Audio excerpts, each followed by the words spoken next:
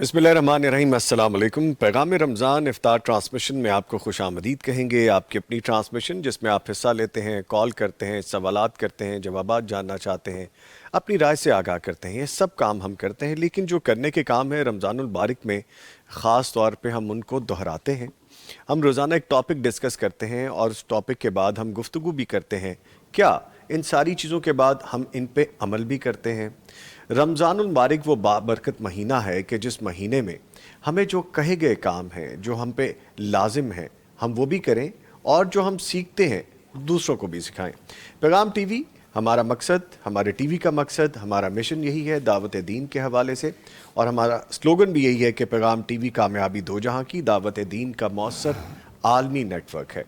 इस नेटवर्क की काविश पिछले 15 सालों से जारी है।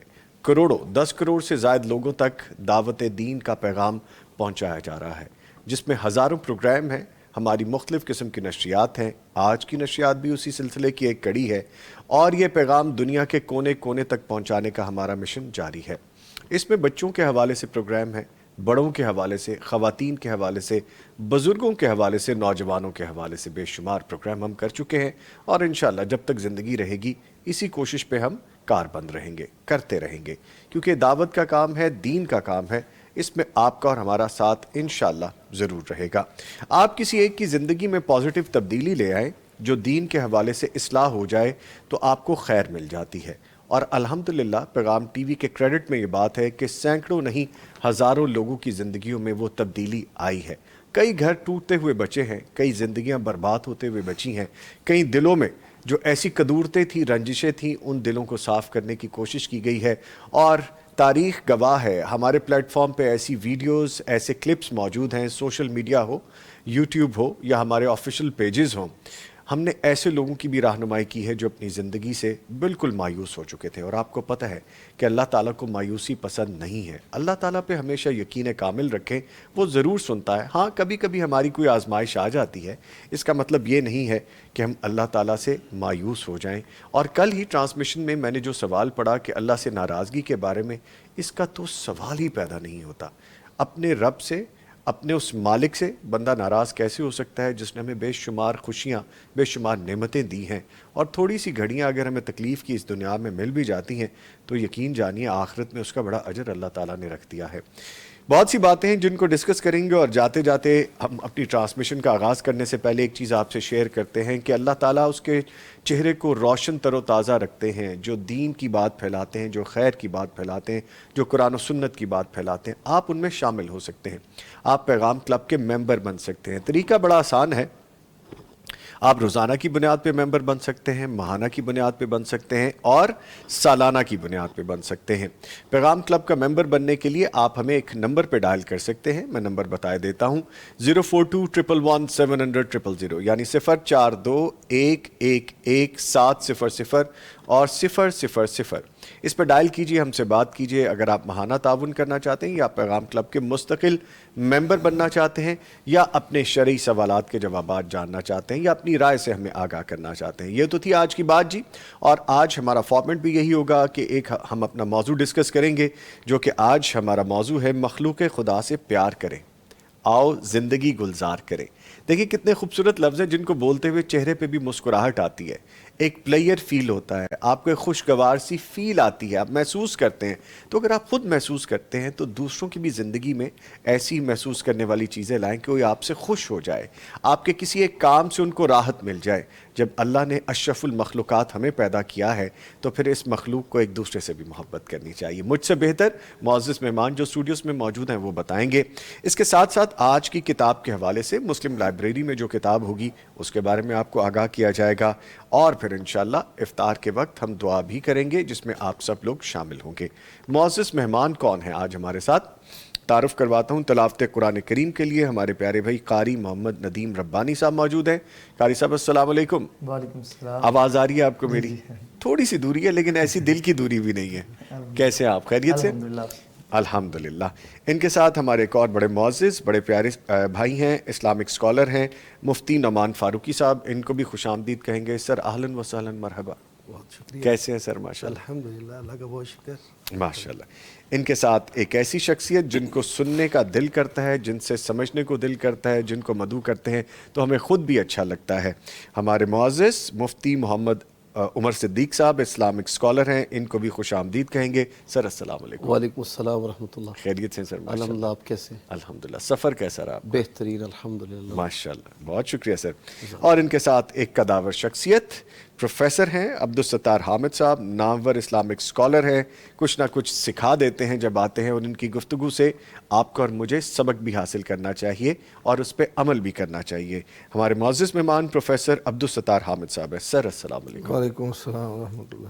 خیریت سے سر؟ ماشاء اللہ. آپ کی بڑی دعائیں، اللہ کا بڑا کرم ہے. آپ ٹھیک ہے؟ ماشاء اللہ. الحمدللہ. آپ کی صحت؟ ماشاء اللہ. ٹھیک ہے الحمدللہ. ماشاء اللہ ماشاء اللہ. لے جی، ان سب سے گفتگو کرنے کے لیے میں بھی مشتاق ہوں، بس تھوڑا سا ٹائم ہمیں اور چاہیے.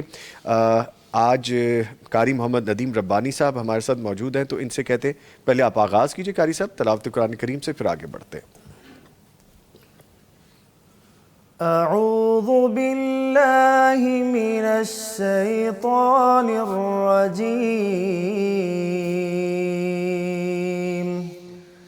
بسم اللہ الرحمن الرحیم.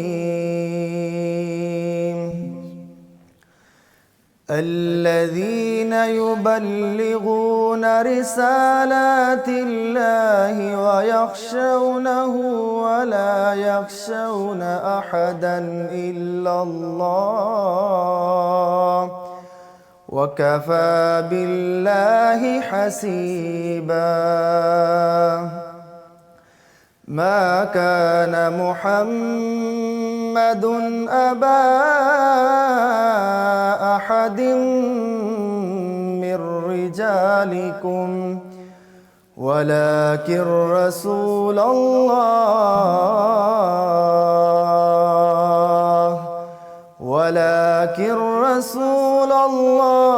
وخاتم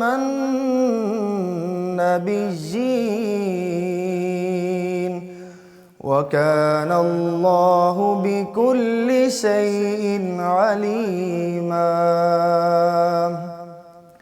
يا أيها الذين آمنوا اذكروا الله ذكرا كثيرا وسبحوه بكرة وأصيلا.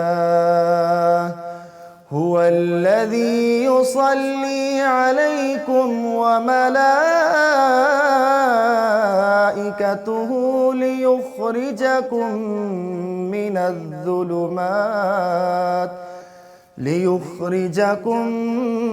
من الظلمات إلى النور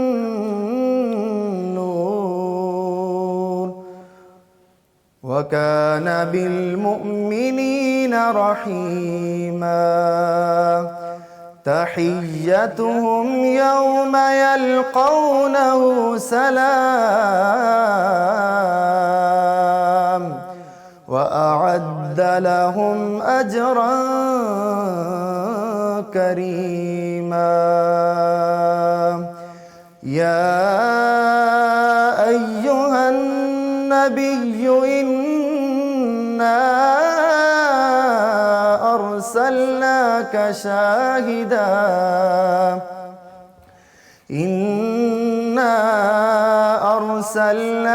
شاهدا ومبشرا ونذيرا. صدق الله العظيم. ماشاء اللہ، سبحان اللہ، جزاک اللہ خیر صاحب. اللہ تعالیٰ آپ کو خیر عطا فرمائے. بہت خوب، ماشاء اللہ، بہت خوب انداز آپ کا، اللہ تعالیٰ قبول کریں.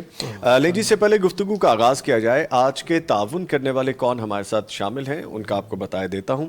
تعاون کرنے والوں میں آج شامل ہیں صوفی گروپ آف انڈسٹریز، ان کے ساتھ ہیں Silva banaspati and cooking oil, ruby foam بنانے والے، UMT AI powered education, Darussalam international, جو ہماری مسلم لائبریری کی کتاب ہے، جو خوبصورت اضافہ ہوتا ہے وہ دارالسلام انٹرنیشنل کی پبلیکیشنز ہیں، ضیاء فیملی فوڈ پروڈکٹس اور حسین حبیب پرائیویٹ لمیٹڈ کے تعاون سے یہ نشریات آپ تک پہنچائی جا رہی ہے۔ گفتگو کا آغاز کرنے کے لیے سب سے پہلے جو معزز مہمان میرے پاس موجود ہیں قریب ترین، ان سے گفتگو کا آغاز کرتے ہیں پروفیسر عبدالستار حامد صاحب۔ سر فرمائے گا قرآن کریم میں انسانی اخوت کا تصور جو ہے وہ کن آیات میں نمایاں طور پر بیان کیا گیا ہے؟ بسم اللہ الرحمن الرحیم۔ بہت شکریہ جی، سر بڑا خوبصورت اور مثالی موضوع ہے جو آپ آج کی گفتگو کے لیے آپ نے منتخب فرمایا ہے۔ جزاک اللہ سر، جزاک اللہ۔ اخوت کے لیے قرآن مجید میں متعدد آیات موجود ہیں۔ ایک ہے انسانی اخوت اور ایک ہے اسلامی اخوت۔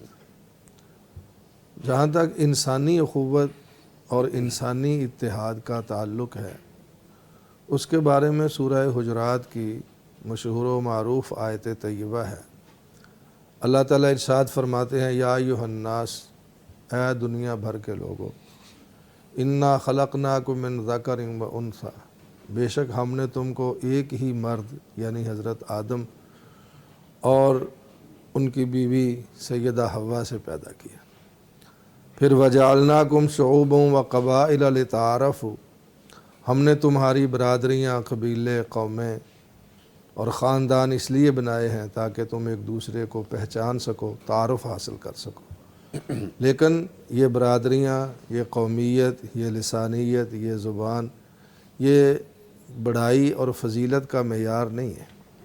فرمایا ان اکرمکم عند اللہ اتقاکم، اللہ کے ہاں جو معزز ہے، محترم ہے، زیادہ فضیلت والا ہے، وہ وہی شخص ہے جو زیادہ پرہیزگار ہے۔ تو بحیثیت انسان اللہ تعالیٰ نے تمام انسانوں کو ایک ہی طریقے سے، ایک ہی انداز سے اور ایک ہی کہنا چاہیے کہ جو پیدا کرنے کا عنصر ہے، جوہر ہے، جی وہ سب کا ایک ہی ہے۔ جی طریقہ ولادت بھی سب کا ایک ہی ہے۔ سب کے مائی بابا جو ہیں وہ آدم اور حوا علیہم الصلاۃ والسلام، لہذا بحیثیت انسان تمام انسان برابر ہیں، ان میں کوئی فرق نہیں ہے۔ یہ ایک برابری کی بنیاد ہے جو قرآن مجید نے بیان فرمائی ہے۔ اسی طرح قرآن مجید کے چوتھے پارے میں اللہ تعالیٰ نے اخوت کا ذکر کرتے ہوئے فرمایا کہ وَاذْكُرُوا نِعْمَتَ اللَّهِ عَلَيْكُمْ، اللہ تعالیٰ کی اس نعمت کو یاد رکھو اور یاد کیا کرو کہ اذ کنتم اعداء، جب تم آپس میں دشمن تھے، ایک دوسرے کے ویری تھے، ایک دوسرے کے مخالف تھے، حتیٰ کہ جان تک کے دشمن تھے اور خون تک کے پیاسے تھے۔ فَأَلَّفَ بَيْنَ قُلُوبِكُمْ، تو اللہ نے تمہارے دلوں میں الفت پیدا کر دی، محبت پیدا کر دی۔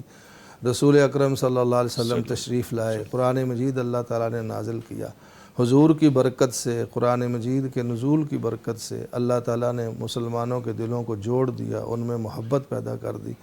مشہور تاریخی اور تفسیری اور حدیثی روایات ہیں کہ نبی کریم علیہ الصلاۃ والسلام کی تشریف آوری سے پہلے مدینہ منورہ میں اوس اور خزرج کے دو قبائل آپس میں لڑتے رہتے تھے، صدیوں تک ان کے درمیان اختلاف چلتا تھا اور نسل در نسل ایک دوسرے کو قتل کرتے تھے۔ جب رسول اکرم علیہ الصلاۃ والسلام کی تشریف آوری ہوئی تو اللہ تعالیٰ فرماتا ہے کہ فَأَلَّفَ بَيْنَ قُلُوبِكُمْ، اللہ نے حضور کی برکت سے، قرآن کی برکت سے تمہارے دلوں کو جوڑ دیا، اس میں الفت کو پیدا کر دیا، محبت کو پیدا کر دیا۔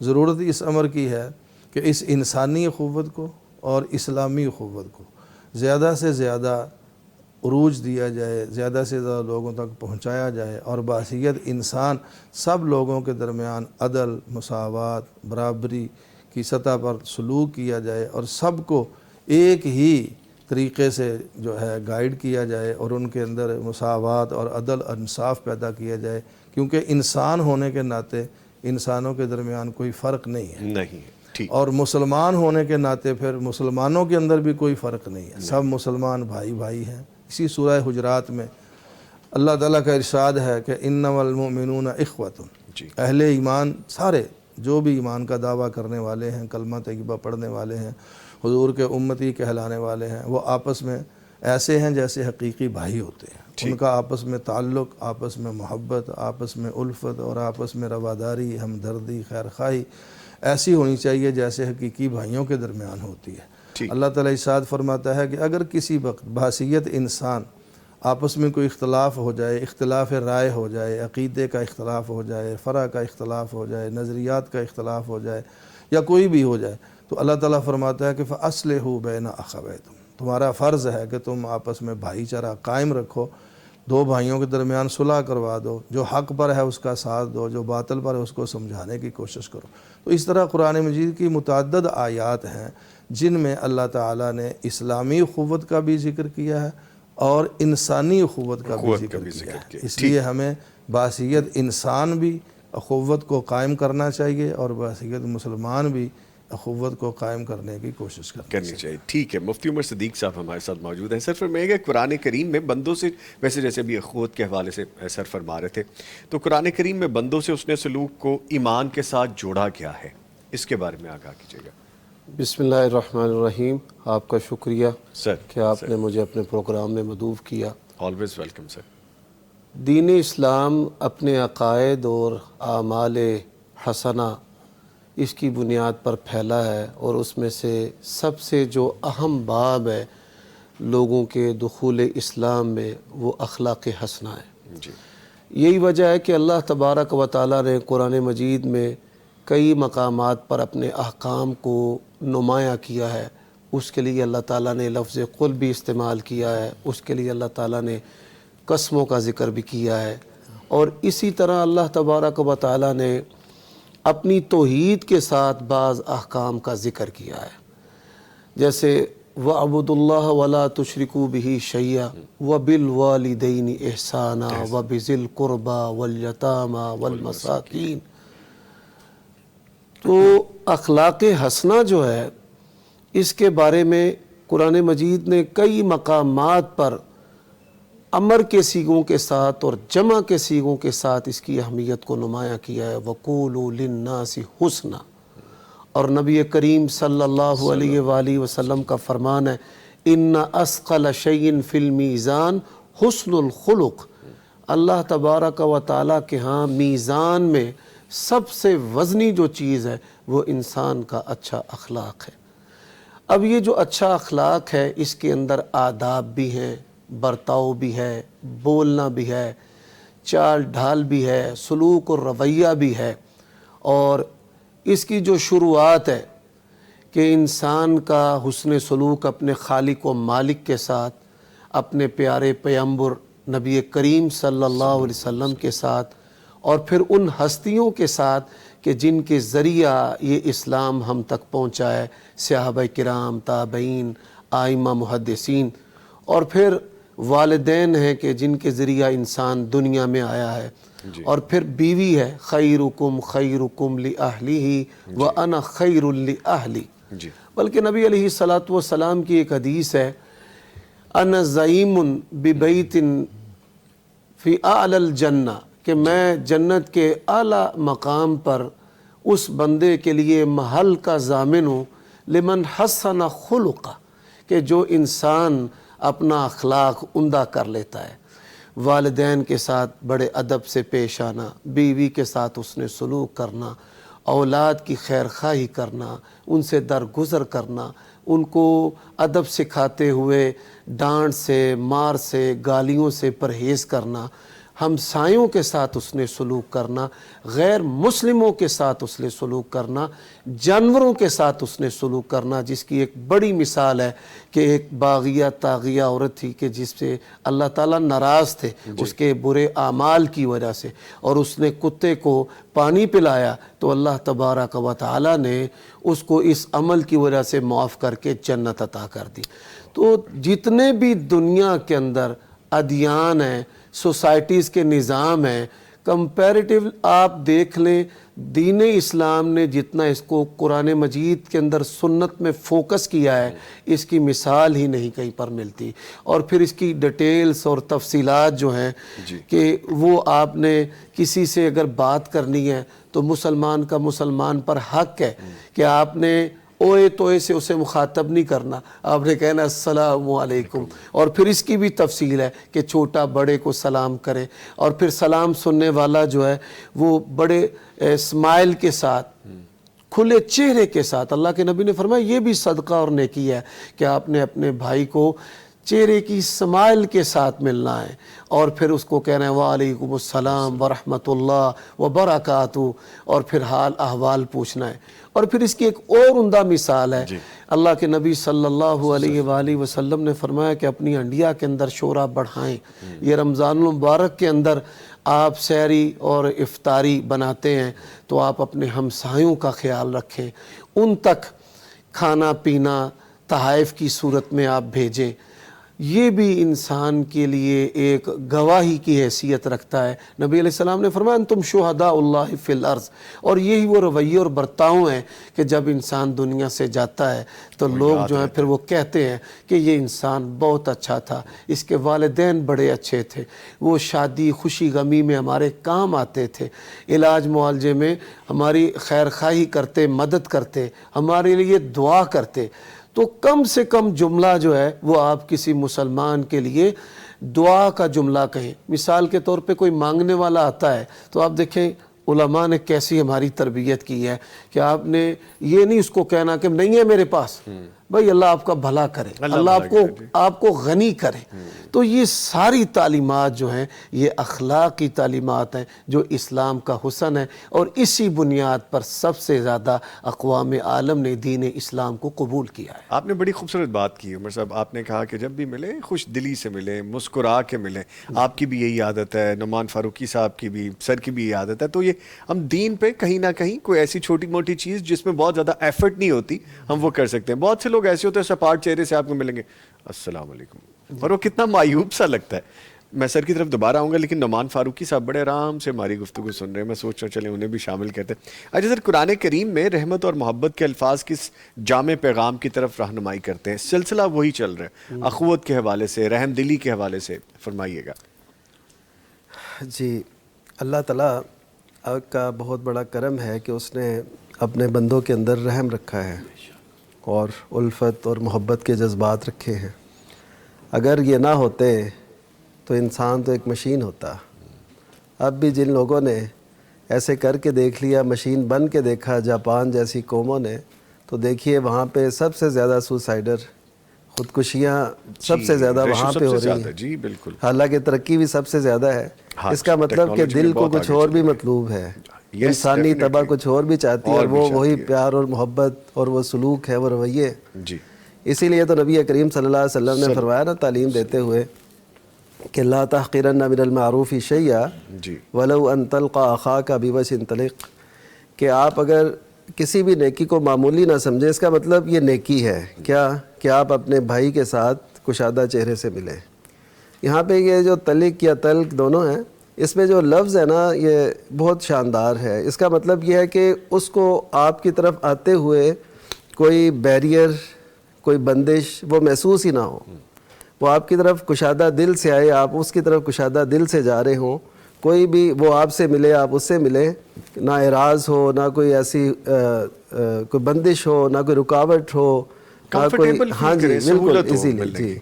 تو یہ چہرے لے کر اپنے مسلمان بھائیوں سے پیش آنا، تو اس کا یہ پیغام جو رحمت کا اور اس سلسلے کا تسلسل ہے، اس کو بڑھاتے ہوئے نبی صلی اللہ علیہ وسلم نے یہاں تک بھی فرمایا، آپ سے پوچھا گیا کہ کون سا عمل افضل ہے، تو آپ نے فرمایا افضل الاعمال سرور تدخل علی مسلم، کہ اللہ تعالیٰ کے ہاں پسندیدہ اعمال میں سے یہ ہے کہ تم مسلمان کو خوش کرو، مسلمان کو خوشی فراہم کرو۔ آپ دیکھیے ہم کسی جگہ پہ بیٹھے ہوں، سب اگر پریشان حال بیٹھے ہیں تو آنے والا بھی فوری طور پہ وہی تاثر لے گا، اسی فیل میں جی اسی فیل میں۔ اگر ہم مسکرا کے بات کر رہے ہیں، کوئی آنے والا، کوئی ہمیں دیکھنے والا وہ بھی خوش ہوگا، تو کتنے اچھے اثرات پڑتے ہیں۔ یعنی ایک بندہ جس نے آپ کی ابھی تک گفتگو بھی نہیں سنی، محض آپ کے چہروں سے، آپ کے لہجوں سے اس کے دل کے اندر آپ کی جگہ بن جاتی۔ اسی لیے کہتے ہیں نا کہ یہ جو مسکراہٹ ہے یہ آپ کے اندر آنے کا ایک دروازہ ہے۔ جی، آپ کسی کو مسکراہٹ پاس کرتے ہیں، اسمائل پاس کرتے ہیں، تو اس کے نتیجے میں آپ کو مسکراہٹ ملتی ہے، اور اسلام یہی چاہتا ہے کہ دل سے کرے۔ اور اس کا اہم جو فائدہ ہوتا ہے نا وہ ہے کہ آپ دل اور چہرہ جو ہے نا دل کا عکاس ہوتا ہے۔ آپ دیکھ لیجئے اگر کوئی شخص پریشان ہے تو تو آپ کو فوراً پتہ چل جاتا ہے کہ آپ کے اس کے چہرے سے کہ یہ پریشان ہے. آپ کا تو پتہ ہی نہیں چلتا, آپ مسکراتے رہتے ہیں ہر وقت, ہمیں پتہ ہی نہیں چلتا. اللہ ناک پریشان رکھے آپ کو, لیکن آپ جب بھی ملتے ہیں ماشاءاللہ مسکرا کے ملتے ہیں. عمر صاحب یہ بھی ایک فن ہے ویسے ماشاءاللہ. اس سلسلہ میں ایک بڑی پیاری مثال ہے جی. ام طلحہ رضی اللہ تعالی عنہا, ان کے خاوند جو ہیں وہ بڑی مشقت کرتے تھے, بچہ گھر میں بیمار تھا اور وہ فوت ہو گیا.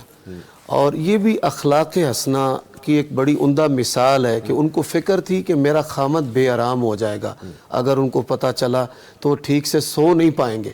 تو انہوں نے پوچھا بچہ کیسا ہے, تو جواب میں کہا کہ راحت پا گیا. انہوں نے سمجھا کہ بچے کو آرام آ گیا, ٹھیک ہو گیا, لیکن کہ جب وہ زندہ ہی نہیں رہا تو بیماری کیسے رہے گی.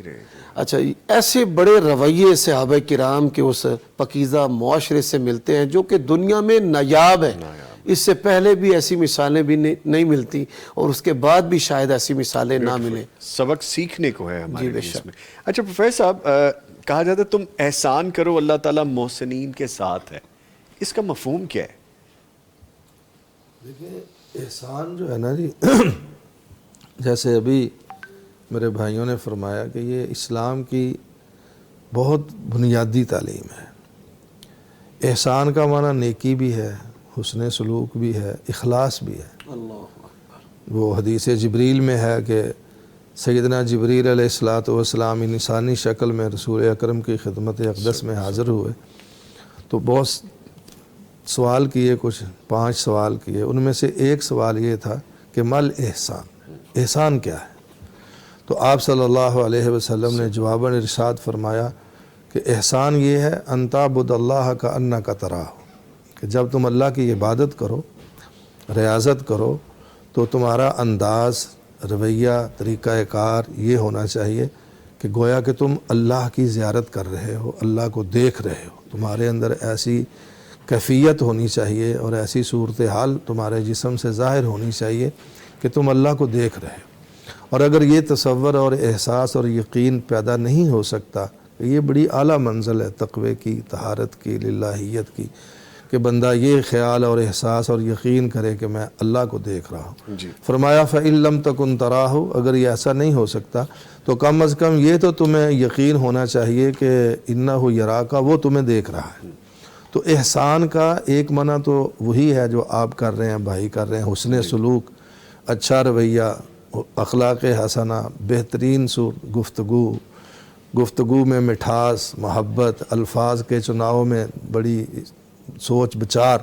اور دوسرا احسان کا معنی خلوص بھی ہے, اخلاص بھی ہے, کہ بندہ اللہ کی عبادت ایسے کرے گویا کہ وہ اللہ کو دیکھ رہا ہے, یا کم از کم یہ تصور اور یقین ضرور کرے کہ اللہ مجھے دیکھ رہا ہے. ایک تو یہ.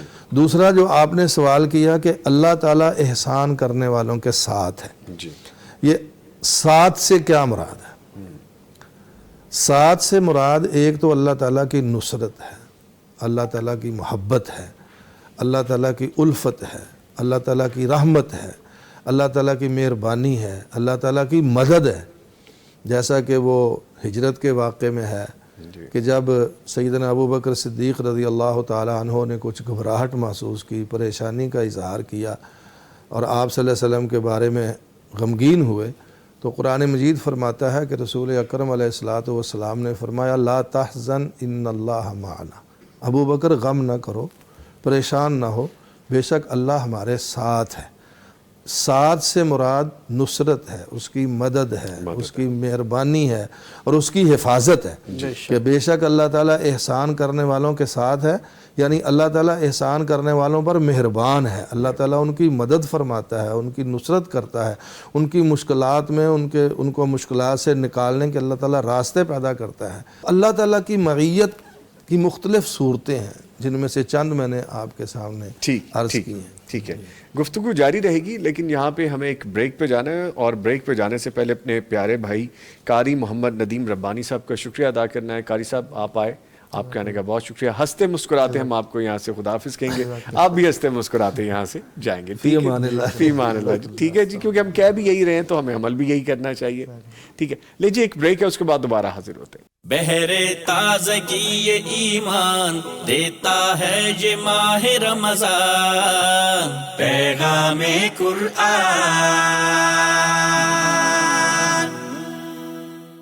بہرے تازگی یہ ایمان دیتا ہے یہ ماہ رمضان، پیغام قرآن۔ آئیے آج کی کتاب کے بارے میں آپ کو بتاتے ہیں جو کہ میرے ہاتھ میں ہے۔ یہ ہے آج کی کتاب استغفار و تعوذ، فضائل، فوائد و ثمرات۔ یہ کتاب ہے جی آج کی، جس کے بارے میں ہم آپ کو بتا رہے ہیں کہ انسان سے گناہوں کا سرزد ہو جانا کوئی بڑی بات نہیں ہے، مگر اصل بات یہ ہے کہ گناہوں پر اصرار اور توبہ و استغفار سے کنارہ کشی ایک بڑی غفلت ہے۔ زیر نظر کتابچے میں استغفار کی اہمیت، دعائیں، مواقع اور استغفار کے فوائد و ثمرات کا عام فہم انداز میں تذکرہ کیا گیا ہے تاکہ سب پڑھ سکیں، سمجھ سکیں، اور تعوذ کے متعلق بھی نبی مکرم صلی اللہ علیہ وآلہ وسلم کی دعائیں شامل کی گئی ہیں، اس میں درج ہیں۔ اور میں پڑھ رہا تھا، ایک ایک فقرے کی دعا ہے، ایک ایک جملہ ہے اور بہت خوبصورت ہے۔ آپ اس کا ترجمہ بھی پڑھ سکتے ہیں اور ایزیلی یاد بھی ہم اس کو کر سکتے ہیں۔ یہ کتاب دارالسلام کے تمام شورومز، تمام آؤٹلیٹس پہ ہمیں دستیاب ہے۔ اگر آپ حاصل کرنا چاہتے ہیں فزیکلی، وہاں سے مل جائے گی، یا darussalam.pk پہ جائیے، آرڈر پلیس کیجئے، کتاب آپ کو حاصل ہو جائے گی۔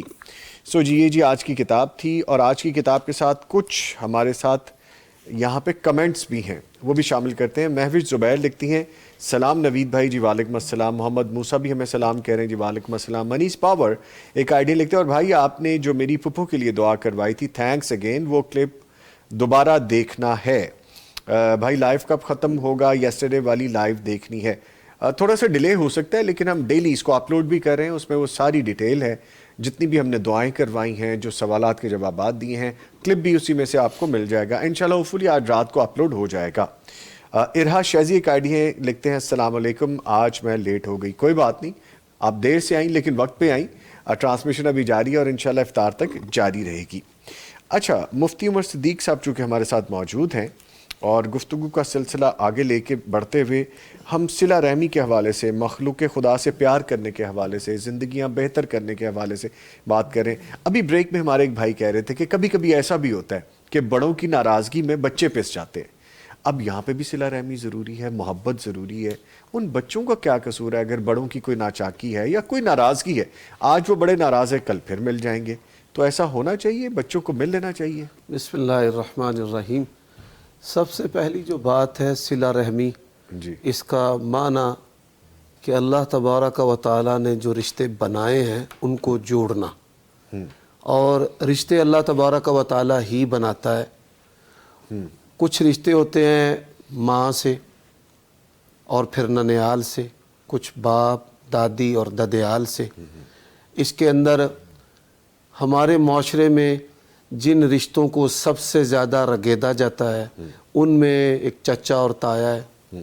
اس کے لیے شریک اور شریکہ ایسے جملے استعمال کیے جاتے ہیں، اور خالہ کو ڈائن بنا دیا جاتا ہے۔ نبی کریم صلی اللہ علیہ وسلم نے فرمایا الخالۃ بمنزلۃ الام، خالہ ماں ہے، اور آپ صلی اللہ علیہ وسلم نے تایا اور چچا کے بارے میں، دادا کے بارے میں کہا ہے کہ یہ باپ ہے، بلکہ آپ صلی اللہ علیہ وآلہ وسلم کا یہ مشہور فرمان ان النبی لا کذب انا ابن عبد المطلب، کہ دادا کو بھی اپنا باپ کہا ہے کہ میں ان کا بیٹا ہوں۔ تو اس حوالے سے ہم افراط و تفریط کا شکار ہیں۔ جو گھروں میں لڑائیاں ہوتی ہیں، ان لڑائیوں میں رات اور دن میں اس طرح پوزیشن بن جاتی ہے کہ یہ انڈیا اور پاکستان ہے، بارڈر بن جاتے ہیں، بارڈر بن جاتے ہیں۔ اور پھر اگر چچا سے ناراضگی ہو گئی ہے تو بچوں نے ان سے نہیں بولنا، تو آپ اپنے بھائی سے اگر وقتی ناراضگی کرتے ہیں تو کم از کم اپنی اولاد کی اچھی تربیت تو ضرور کریں کہ میں اپنے اگر بھائی سے ناراض ہوں تو آپ کے اوپر ان کا برابر ادب، احترام، سلام میں پہل، یہ ساری جو چیزیں احکام ہیں وہ اسی طرح موجود ہیں، لازم ہے وہ اسی طرح سے۔ اب ایک اور بات ہے کہ سیدہ خدیجہ رضی اللہ تعالی عنہا نبی کریم صلی اللہ علیہ وآلہ وسلم کے ساتھ انہوں نے عسر و یسر کا بہت قریبی وقت گزارا ہے۔ جب آپ صلی اللہ علیہ وآلہ وسلم اقرأ بسم ربک الذی خلق اس واقعہ کے بعد ان کے پاس گھر آئے اور سارا قصہ سنایا، تو سیدہ خدیجہ رضی اللہ تعالی عنہا نے نبی علیہ الصلوۃ والسلام کہ اخلاق حسنہ کو نمایاں کیا. انک لتصل الرحم، آپ صلہ رحمی کرتے ہیں. وتقری الضیف، مہمان نوازی کرتے ہیں. وتعین علی نوائب الحق، حق باتوں پہ آپ ڈر جاتے ہیں. یہ وہ خوبیاں ہیں. واللہ لا یخزیک اللہ ابدا. یہی وجہ ہے کہ جو آدمی وہ صلہ رحمی کرتا ہے تو اللہ تبارک و تعالیٰ اس کی عمر میں، رزق میں برکت کرتا ہے. یہ نبی علیہ الصلوۃ والسلام کا فرمان بھی ہے. تو صلہ رحمی میں یہ بات انتہائی اہم ہے کہ رشتوں کی قدر جو ہے وہ بچوں کے دلوں سے نہیں نکالنی چاہیے. اگر انسان یہ جسارت کرے گا تو بحیثیت باپ پھر اس کی قدر بھی ختم ہو جائے گی. ٹھیک ہے پروفیسر صاحب، اسی سے ملتی جلتی ایک کڑی اور بھی ہے، جیسے بھی ہم بات بھی کر رہے تھے بریک میں، کہ آپ کو کہیں نہ کہیں زندگی میں کہیں ایسا موقع آ جاتا ہے کہ نئی نبرئی میاں بیوی علیحدگی اختیار کر لیتے ہیں، تو وہاں پہ بھی آپ عزت اور احترام اور صلہ رحمی اور احسان والا معاملہ آپ نہ چھوڑیں، اچھے طریقے سے سپریشن ہو جائے.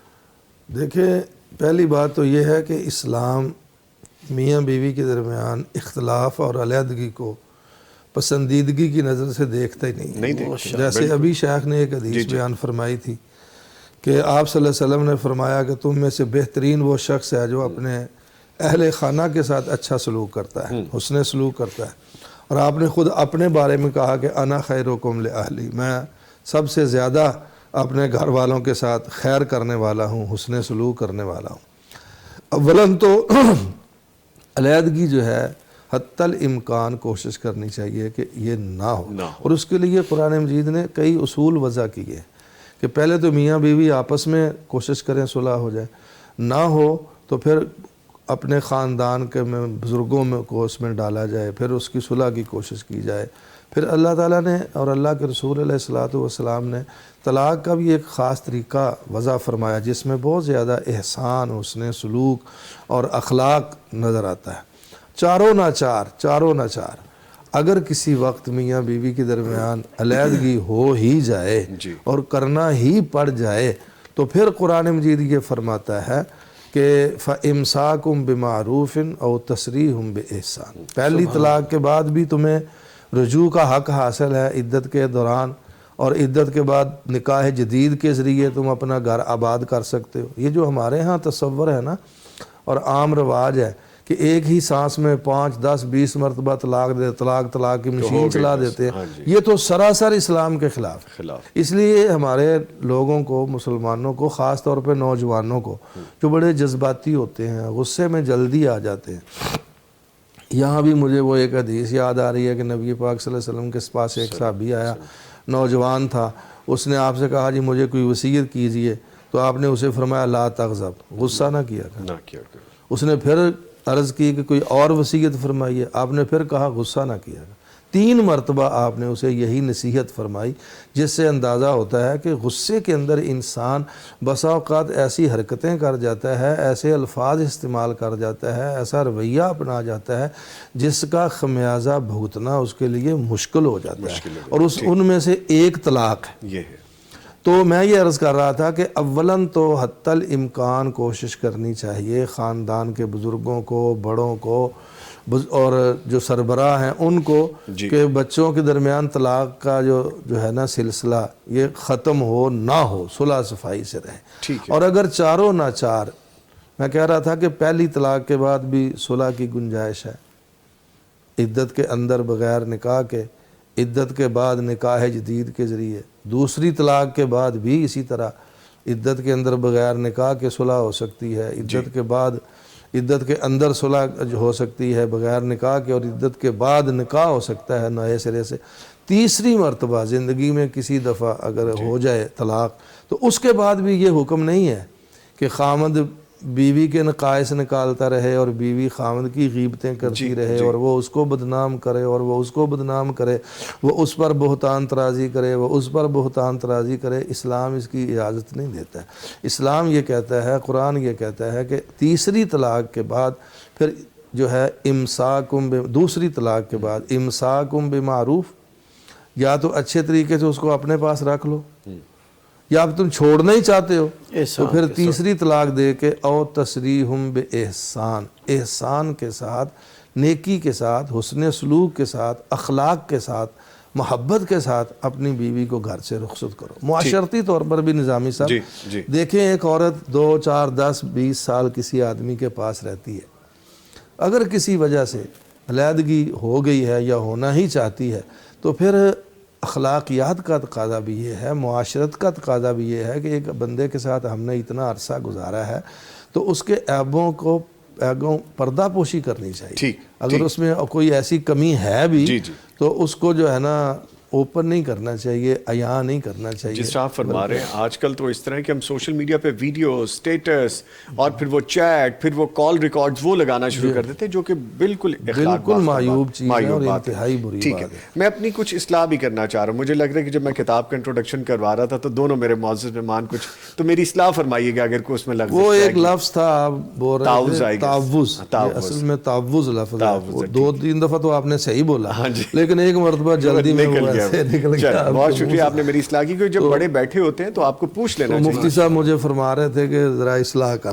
بہت شکریہ جی، اور مجھے فیل ہوا تو اس لیے میں نے گزارش کی. بہت ماشاءاللہ. جزاک اللہ. یہ بھی اخلاق حسنہ کی اور احسان کی اور صلہ رحمی کی ایک جزاک اللہ. جب بڑے ہوں تو پھر بڑوں کے سامنے آپ کو نہیں فیل کرنا چاہیے، پوچھ لینا چاہیے.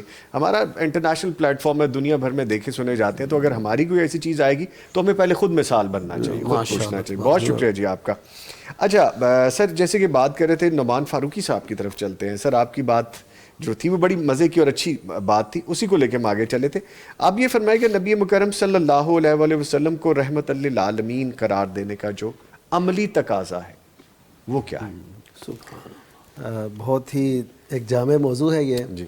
رحمت عالم یا رحمت للعالمین جب ہم کہتے ہیں نبی کریم صلی اللہ علیہ وسلم کو، ایک تو پہلے میں یہ عرض کرنا چاہوں گا کہ رحمت للعالمین اس کے 2 مطلب ہیں.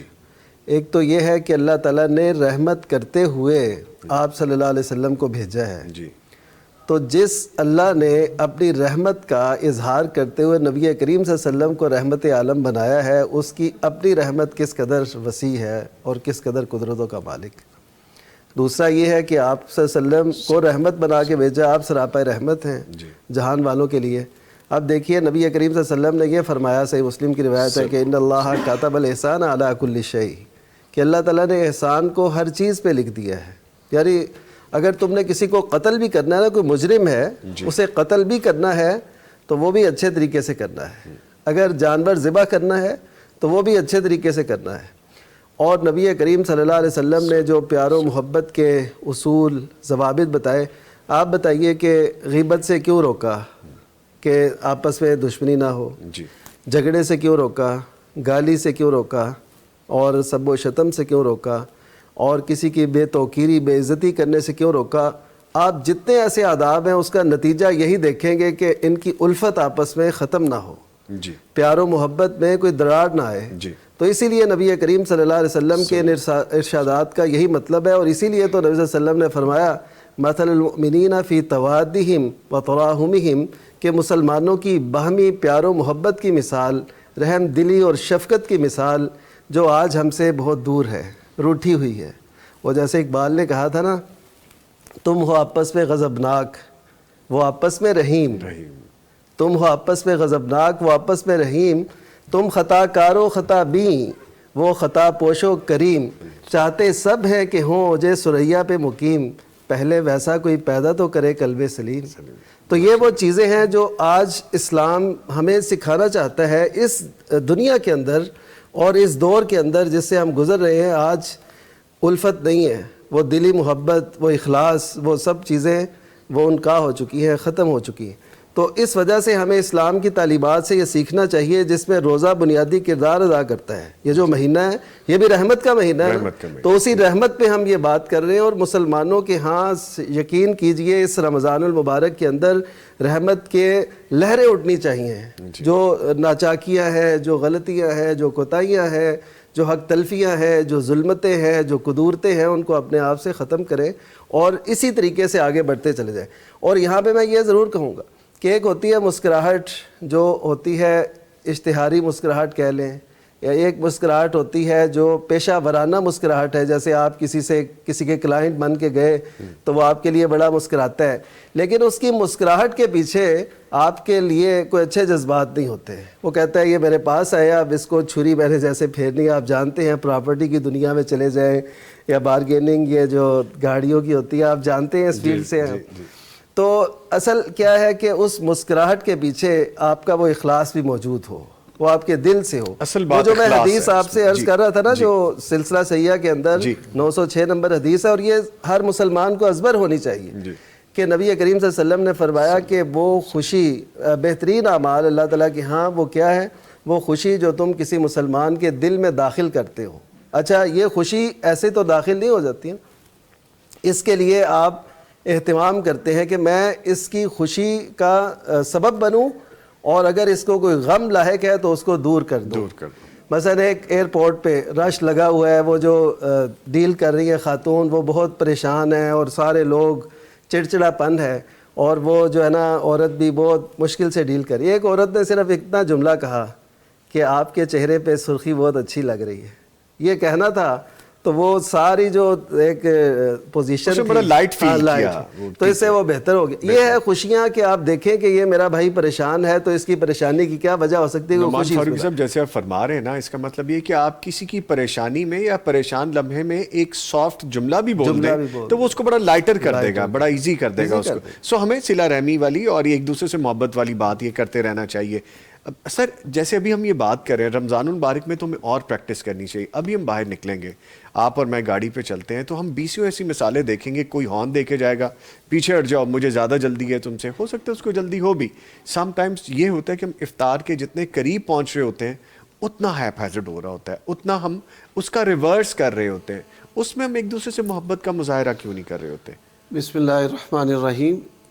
سب سے پہلی جو بات ہے کہ دین اسلام نے تربیت پر بڑا زور دیا ہے، اور کوئی بھی جو انسان ہے اس کی تربیت والدین بھی کرتے ہیں، اساتذہ بھی، تجربات بھی، اور اس تربیت کے اندر حاکم وقت کا بھی بڑا عمل اور دخل ہے. الناس علی دین ملوکہم. جب قانون شکنی لوگ دیکھتے ہیں حکمرانوں کے ہاتھوں، مقتدر لوگوں کے ہاتھوں، یا ایک تگڑا آدمی ہے اس کے ہاتھوں، تو پھر یہ افراتفری ہمارے معاشرے کے اندر پیدا ہوتی ہے. انسان کو اللہ تبارک و تعالیٰ نے طبعاً مہربان بنایا ہے کہ آپ اس افراتفری میں، گہما گہمی میں، کہ سحر کے وقت کئی مقامات پر رش ہے، کھانا لینے کے لیے، دہی لینے کے لیے، سالن لینے کے لیے، روٹی لینے کے لیے، تو وہاں پر ایثار ہم دیکھیں کہ کیا روزے نے میرے اندر ایثار کی خوبی پیدا کی ہے. وَيُؤْثِرُونَ عَلَىٰ أَنفُسِهِمْ وَلَوْ كَانَ بِهِمْ خَصَاصَةٌ. عبادات کا تو اصل مقصد ہے عادات کو بہتر کرنا. کیا میرے اندر صبر آیا ہے؟ کیا میرے اندر جو ہے وہ مہربانی آئی ہے؟ تو اگر تو روزے نے آپ کے اندر یہ تبدیلی پیدا کی ہے تو روزے کا مقصد جو تقوی ہے وہ حاصل ہوا ہے.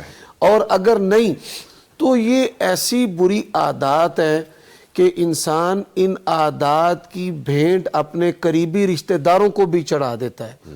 والدین کے ساتھ بھی جفائیں کرتا ہے، اپنے بچوں کے ساتھ بھی تشدد اور سختیاں کرتا ہے، جب اس کی طبع سلیم نہیں، اس کی طبیعت مہربان نہیں. اب اس سلسلہ میں ایک اور بات کہنا چاہتا ہوں.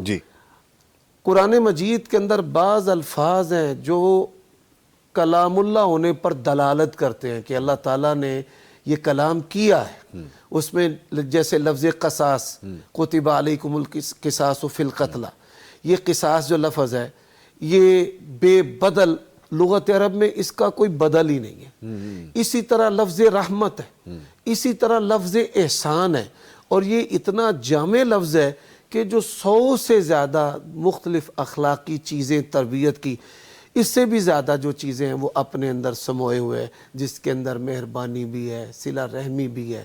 اور اللہ تعالیٰ نے اس کو ایسے لفظ کے ساتھ بیان کیا ہے، باب افعال ہے، کہ احسان، احسن یحسن احسان و احسنوا، جیسا شیخ صاحب نے، پروفیسر صاحب نے فرمایا واحسنوا ان اللہ یحب المحسنین. تو یہ لفظ باب افعال اس کا مطلب کیا ہے کہ آپ نے یہ عمل کرتے رہنا ہے، اس کو اپنی طبیعت بنا لیں. اس کے بغیر، مہربانی کے بغیر، صلہ رحمی کے بغیر، حسن سلوک کے بغیر، درگزر اور صبر کے بغیر آپ نے زندگی نہیں گزارنی. اور اس سلسلہ میں ایک بات میں بیان کرنا چاہتا ہوں جو بڑی کمال کی بات ہے.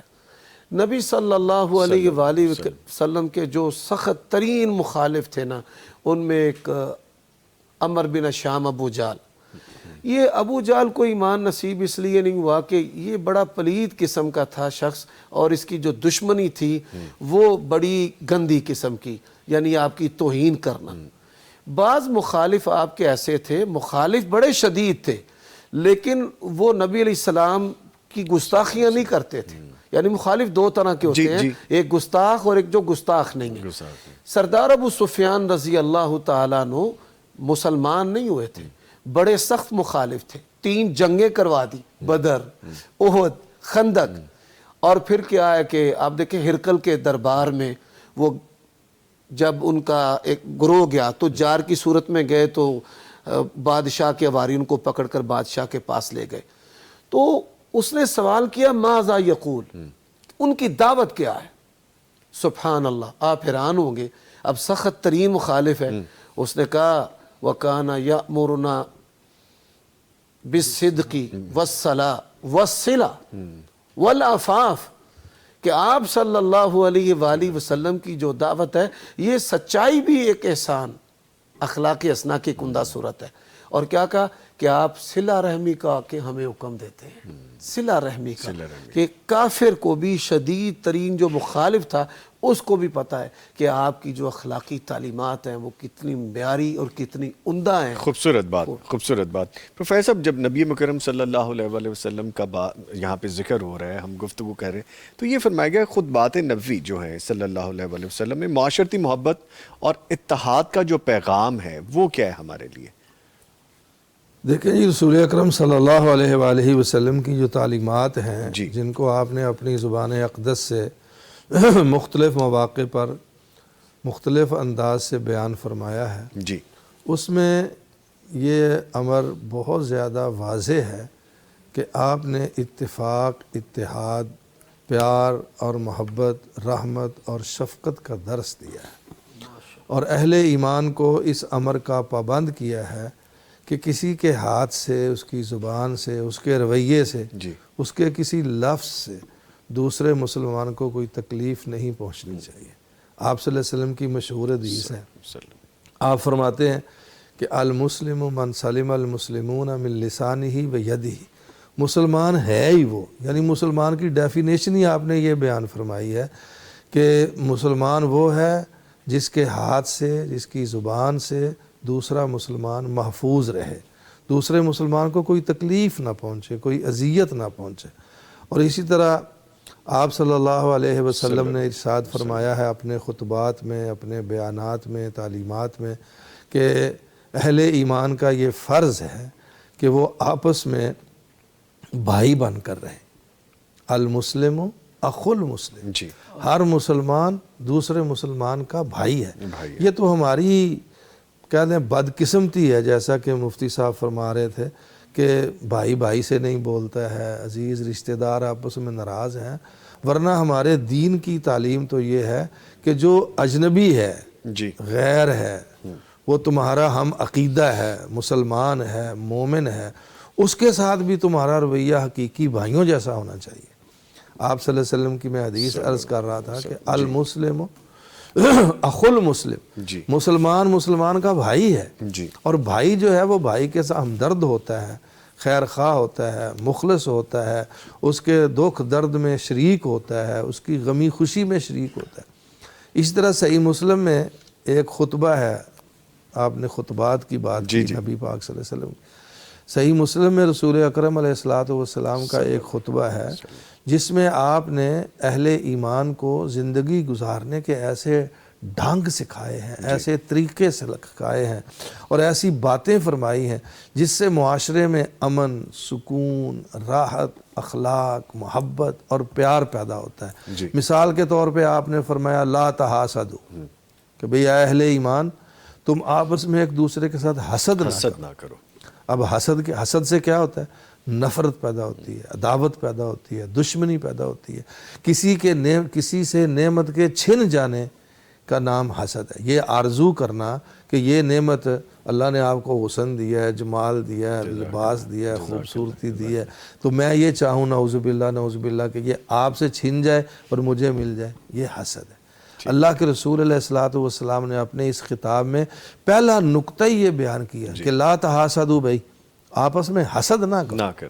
میں آپ صلی اللہ علیہ وسلم کا ایک خطبہ آپ کو سنانے لگا تھا جس میں آپ صلی اللہ علیہ وسلم نے فرمایا کہ بھئی پہلا اصول آپ نے زندگی گزارنے کا یہ معاشرتی اصلاح کا، آپس میں محبت اور پیار کا، یہ بیان فرمایا کہ بھئی آپس میں حسد نہ کرو، ولا تناجشوا، آپس میں اختلاف نہ کرو، جھگڑا نہ کرو، لڑائی نہ کرو، ایک دوسرے کی حق تلفی نہ کرو، ولا تباغضوا، ایک دوسرے کے ساتھ بغض نہ رکھو۔ ایک ہوتی ہے عداوت، ایک ہوتا ہے بغض۔ عداوت ظاہری دشمنی کو کہتے ہیں کہ میری آپ کے کسی اور کے ساتھ، اور بغض ہے اندرونی دشمنی کسی کے ساتھ۔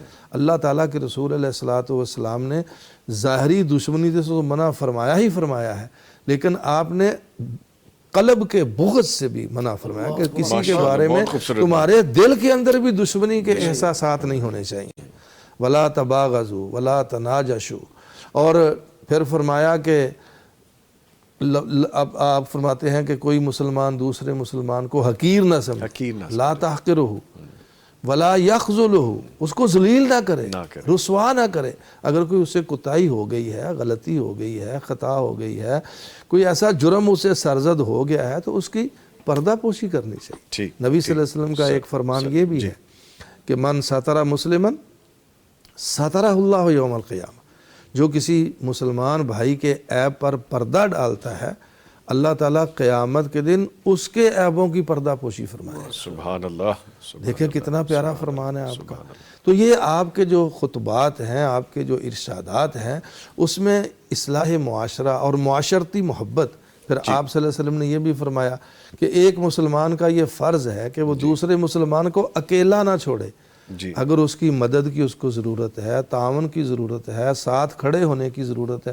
ابھی شیخ فرما رہے تھے کہ رسول اکرم علیہ الصلوۃ والسلام کے اعلان نبوت سے پہلے کے جو آپ کے اخلاق ہیں ان میں وَتُعِينُوا عَلَى نَوَائِبِ الْحَقِّ، آپ حق کے لیے کھڑے ہونے والے ہیں۔ اگر اب بھی کسی کو ضرورت ہے کہ اس کے ساتھ کھڑا ہوا جائے، وہ سچا ہے، وہ عادل ہے، وہ منصف ہے، اس کے ساتھ ظلم ہوا ہے، تو مظلوم کے ساتھ کھڑے ہونا ظالم کے مقابلے میں، یہ تعلیم ہے ہمارے رسول صلی اللہ علیہ وسلم کی۔ پھر آپ علیہ الصلوۃ والسلام کی کتنی ہی ایسی احادیث ہیں، ایسے خطبات ہیں، ایسے ارشادات ہیں۔ آپ صلی اللہ علیہ وسلم کا یہ بھی فرمان ہے اسی حدیث میں کہ اگر کوئی مسلمان شخص اپنے مسلمان بھائی کی مدد کے لیے آمادہ رہتا ہے، تیار رہتا ہے، کمر بستہ رہتا ہے، اس کے ساتھ چلتا ہے، تو جب تک وہ اس کی مدد کرتا رہتا ہے تب تک اللہ اس کی مدد کرتا رہتا ہے۔ سبحان اللہ۔ کیسا خوبصورت، بہت خوبصورت، کیسا خوبصورت فرمان ہے۔ اسی طرح آپ صلی اللہ علیہ وسلم کی بہت ساری، یہ دیکھیں ایک چھوٹی سی بات ہے، ہمارے معاشرے میں شاید اس کو معیوب نہیں سمجھا جاتا، حالانکہ بہت بڑا عیب ہے کہ کسی چیز کی بولی ہو رہی ہے، قیمت لگ رہی ہے، آپ کہتے ہیں کہ میں اتنے کی لوں گا، شیخ فرماتے ہیں میں اتنے کی لوں گا، میں نے وہ خریدنی نہیں ہے، میری نیت اسے خریدنے کی نہیں ہے، لیکن بھاؤ بڑھانے کے لیے میں بھی اس میں کود پڑتا ہوں اور اس کا ریٹ بڑھا دیتا ہوں، ریٹ لگا دیا، فیک ریٹ لگا دیا۔ یہ اللہ کے رسول علیہ الصلوۃ والسلام نے اس سے بھی منع کیا ہے بڑی سختی کے ساتھ۔ ٹھیک ہے، اور پھر یہ آپ نے ایک سودا کر لیا کسی کے ساتھ کسی چیز کا، مجھے احساس ہے کہ آپ چاہ رہے ہیں کہ میں گفتگو کو سمیٹ، بس آخری بات، آپ نے کسی چیز کے ساتھ کسی چیز کا سودا کر لیا کم قیمت پر یا جو بھی، میں اس کا زیادہ ریٹ لگا کے آپ سے وہ چیز چھیننے کی کوشش کروں، یہ ایسا معاشرتی جرم ہے جس سے ہمارے رسول صلی اللہ علیہ وسلم نے سختی کے ساتھ منع کیا۔ لا یبیع احدکم علی بیع اخیہ، اسی حدیث میں ہے، اب وہ پوری حدیث کریں پلیز کر لیں نہیں میں سمیٹتا ہوں. جی. اسی طرح ایک شخص نے کسی عورت سے منگنی کی ہے، نسبت قائم کی ہے، دوسرا بھی اس کو پسند کرتا ہے، تو وہ ایسا انداز اختیار کرے، ایسا ماحول پیدا کرے، ایسی غیبتیں کرے، ایسے الفاظ استعمال کرے، اس طرح ان کو جو ہے سمجھانے کی اور Character پھسلانے assassination کرنی شروع کر کرنے دے کی وہ. کوشش جی. کرے، تو آپ علیہ الصلوۃ والسلام نے اس سے بھی منع فرمایا. تو یہ ساری چیزیں جو ہیں، اس طرح کی اور کئی چیزیں ہیں جو معاشرتی اصلاح کے لیے آپ صلی اللہ علیہ وآلہ وسلم نے اپنی امت کی مکمل اور پوری رہنمائی فرمائی ہے. آج جو ہمارا معاشرتی بگاڑ ہے، جی جتنے مسائل ہیں، میرے خیال میں اس کی سب سے بڑی وجہ یہ ہے کہ ہم نے تعلیمات رسول کو پس پشت ڈال دیا. بس سے پوچھ ڈال دی. آپ صلی اللہ علیہ وسلم جو فرماتے تھے اس پر عمل بھی کرتے تھے. عمل بھی اس لیے آج اس امر کی اشد ضرورت ہے کہ ہم اپنی معاشرتی زندگی میں رسول اکرم صلی اللہ علیہ وسلم کی سیرت کو اپنائیں اور آپ کے ارشادات کو حرز جان بنائیں. بہت شکریہ سر، تھینک یو. آپ کا معذرت چاہتا ہوں زیادہ ٹائم نہیں، جب آپ کے پاس ماشاءاللہ ڈیٹیل اتنی ہے، علم اتنا ہے، تو ہم کیسے روک سکتے ہیں اس کو؟ تو بس سپیڈ بریکر تھوڑا سا میں بیچ میں لے آتا ہوں، تھوڑا کم سر مہربانی آپ کی. علی الیاس ملک ہمیں سلام کہہ رہے ہیں جی. وعلیکم السلام. محمد عثمان لکھتے ہیں کہ جی کہ اچھا مجھے دمے کا مسئلہ ہے، جب یہ مسئلہ شروع ہو جاتا ہے اس کے بعد پانی کو ہاتھ لگانے سے میرا سانس بالکل بند ہونے لگتا ہے، ایسے میں وضو کے بارے میں کیا حکم ہے؟ پلیز نوید بھائی مجھے جواب لے دیں. ویسے تو ہمارا یہ سیگمنٹ نہیں ہے، لیکن چونکہ معزز مہمان موجود ہیں، سر میں آپ سے گزارش کروں گا ان کو کوئی رعایت مل سکتی ہے، ان کو دمے کا مسئلہ ہے. بسم اللہ الرحمن الرحیم. سب سے پہلی بات کہ بیماریوں کے اندر احکام بدل جاتے ہیں، یہ اصول فقہ ایک قاعدہ ہے. جی. تو اگر دمے کا عارضہ ہے اور سانس کی تکلیف ہے، جی. اور اس تکلیف میں پانی سے کئی بیماروں کو الرجی ہو جاتی ہے، جی. تو ایسی صورت میں دو حل ہیں اس کے. جی. پہلا حل جمع بین الصلاتین ہے کہ وہ جب ایسے احساسات ہوتے ہیں بیماری کے تو ان میں وہ جمع بین الصلاتین کر سکتے ہیں، دو نمازوں کو جمع کرنا. ایک وضو سے دو. جی، ایک وضو سے دو نمازیں پڑھ سکتے ہیں. دوسرا تیمم کر سکتے ہیں. ٹھیک ہے. ایک صحابی تھے تو وہ زخمی تھے، تو جنابت ان کو لاحق ہو گئی، تو انہوں نے سمجھا کہ نہانا ضروری ہے، اور وہ نہائے اور پھر وہ اللہ تعالیٰ کے پاس پہنچ گئے وہ نہانے کی وجہ سے. تو نبی کریم صلی اللہ علیہ وآلہ وسلم نے ارشاد فرمایا کہ اتنا ہی کافی تھا کہ وہ تیمم کر لیتے. اور تیمم کیا ہے کہ مٹی کے اوپر دو ہاتھ مارے، ان کو جھاڑے، اپنے چہرے پر پھیرے اور پھر دونوں ہاتھوں پر، تو اس کے ساتھ بھی وہ نماز ادا کر سکتے ہیں. ٹھیک ہے. اچھا جی، آگے علی الیاس ملک لکھتے ہیں کہ ماشاءاللہ بہت پیارا پروگرام ہے، بہت پیاری باتیں ہو رہی ہیں، اللہ تعالیٰ مفتیان کرام کو جزائے خیر عطا فرمائے، آمین. اور غلام عباس لکھتے ہیں ماشاءاللہ. جی یقیناً بہت خوبصورت گفتگو جاری ہے، اور جب ایسے مہمان ہوں تو پھر گفتگو تو خوبصورت ہوگی. اچھا سر، ایک چیز اور میں آپ سے گزارش کرنا چاہوں گا کہ یہ جو ہم حسن سلوک کی بھی بات کر رہے ہیں، بہت ساری چیزیں ابھی ہم ڈسکس بھی کریں معاشرتی طور پہ، سوسائٹی میں آپ کی میری جو ذمہ داری بنتی ہے وہ کریں. نبی مکرم صلی اللہ علیہ وسلم کی کوئی ایسی مثالیں ہوں کہ جو انہیں حسن سلوک کے حوالے سبحان سے اللہ، باتیں ہمیں سکھائی سبحان ہیں؟ اللہ. مثالیں سینکڑوں ہیں، لیکن دو مثالیں نمایاں ہیں جی. اور کئی لوگ ان کو جانتے ہیں. جی. آپ صلی اللہ علیہ وآلہ وسلم کو شاب ابی طالب کے اندر محصور کیا گیا، اور ان کے اندر کچھ غیر مسلم بھی تھے جو نبی علیہ السلام کے ساتھ محبت کرتے تھے. جی. اور 3 سال تک سوشل بائیکاٹ، نہ کھانا نہ پینا، گھاس پتے، اس کو بطور خوراک کے استعمال کیا جاتا تھا. اب دیکھیے کہ نبی کریم صلی اللہ علیہ وآلہ وسلم کے پاس غلے کے تاجر بطور قیدی سمامہ آ گئے. آپ صلی اللہ علیہ وآلہ وسلم نے ان کے ساتھ حال احوال کیا، بھئی کیسے ہو؟ تو وہ بڑے ترش رویے کے ساتھ آپ کے ساتھ پیش آیا، پہلے دن بھی دوسرے دن بھی. پھر نبی کریم صلی اللہ علیہ وآلہ وسلم نے وہ سبحان اللہ جو اللہ تعالیٰ نے آپ کو نبوت اور رسالت کی آنکھ دی تھی، جس نے اس کائنات کو سکھایا ہے، آپ نے اس بصیرت کے ساتھ اس کو چھوڑ دیا. اچھا کچھ فاصلے پر گئے تو اخلاق حسنہ اسی نے لپیٹ میں لے لیا کہ میرا رویہ کیا ہے تھا اور ان کا کیا ہے؟ میں کیسے بولتا رہا اور وہ کیسے بولتے رہے. میں نہتا تھا، اکیلا تھا، محصور تھا، قید میں تھا. وہ ہتھیار کے ساتھ، قوت کے ساتھ، طاقت کے ساتھ، مقتدر بھی، حاکم بھی، سپاہی بھی ایک اشارے کے ساتھ ٹکڑے ہو جاتے اور صحابہ اس کو سعادت سمجھتے. تو اس سے متاثر ہو کر وہ نبی کریم صلی اللہ علیہ وسلم کے پاس واپس آ گئے. اس نے کہا جی بس آپ مجھے کلمہ پڑھائیں، اپنے ساتھ مجھے شامل کر لیں. اللہ کی شان.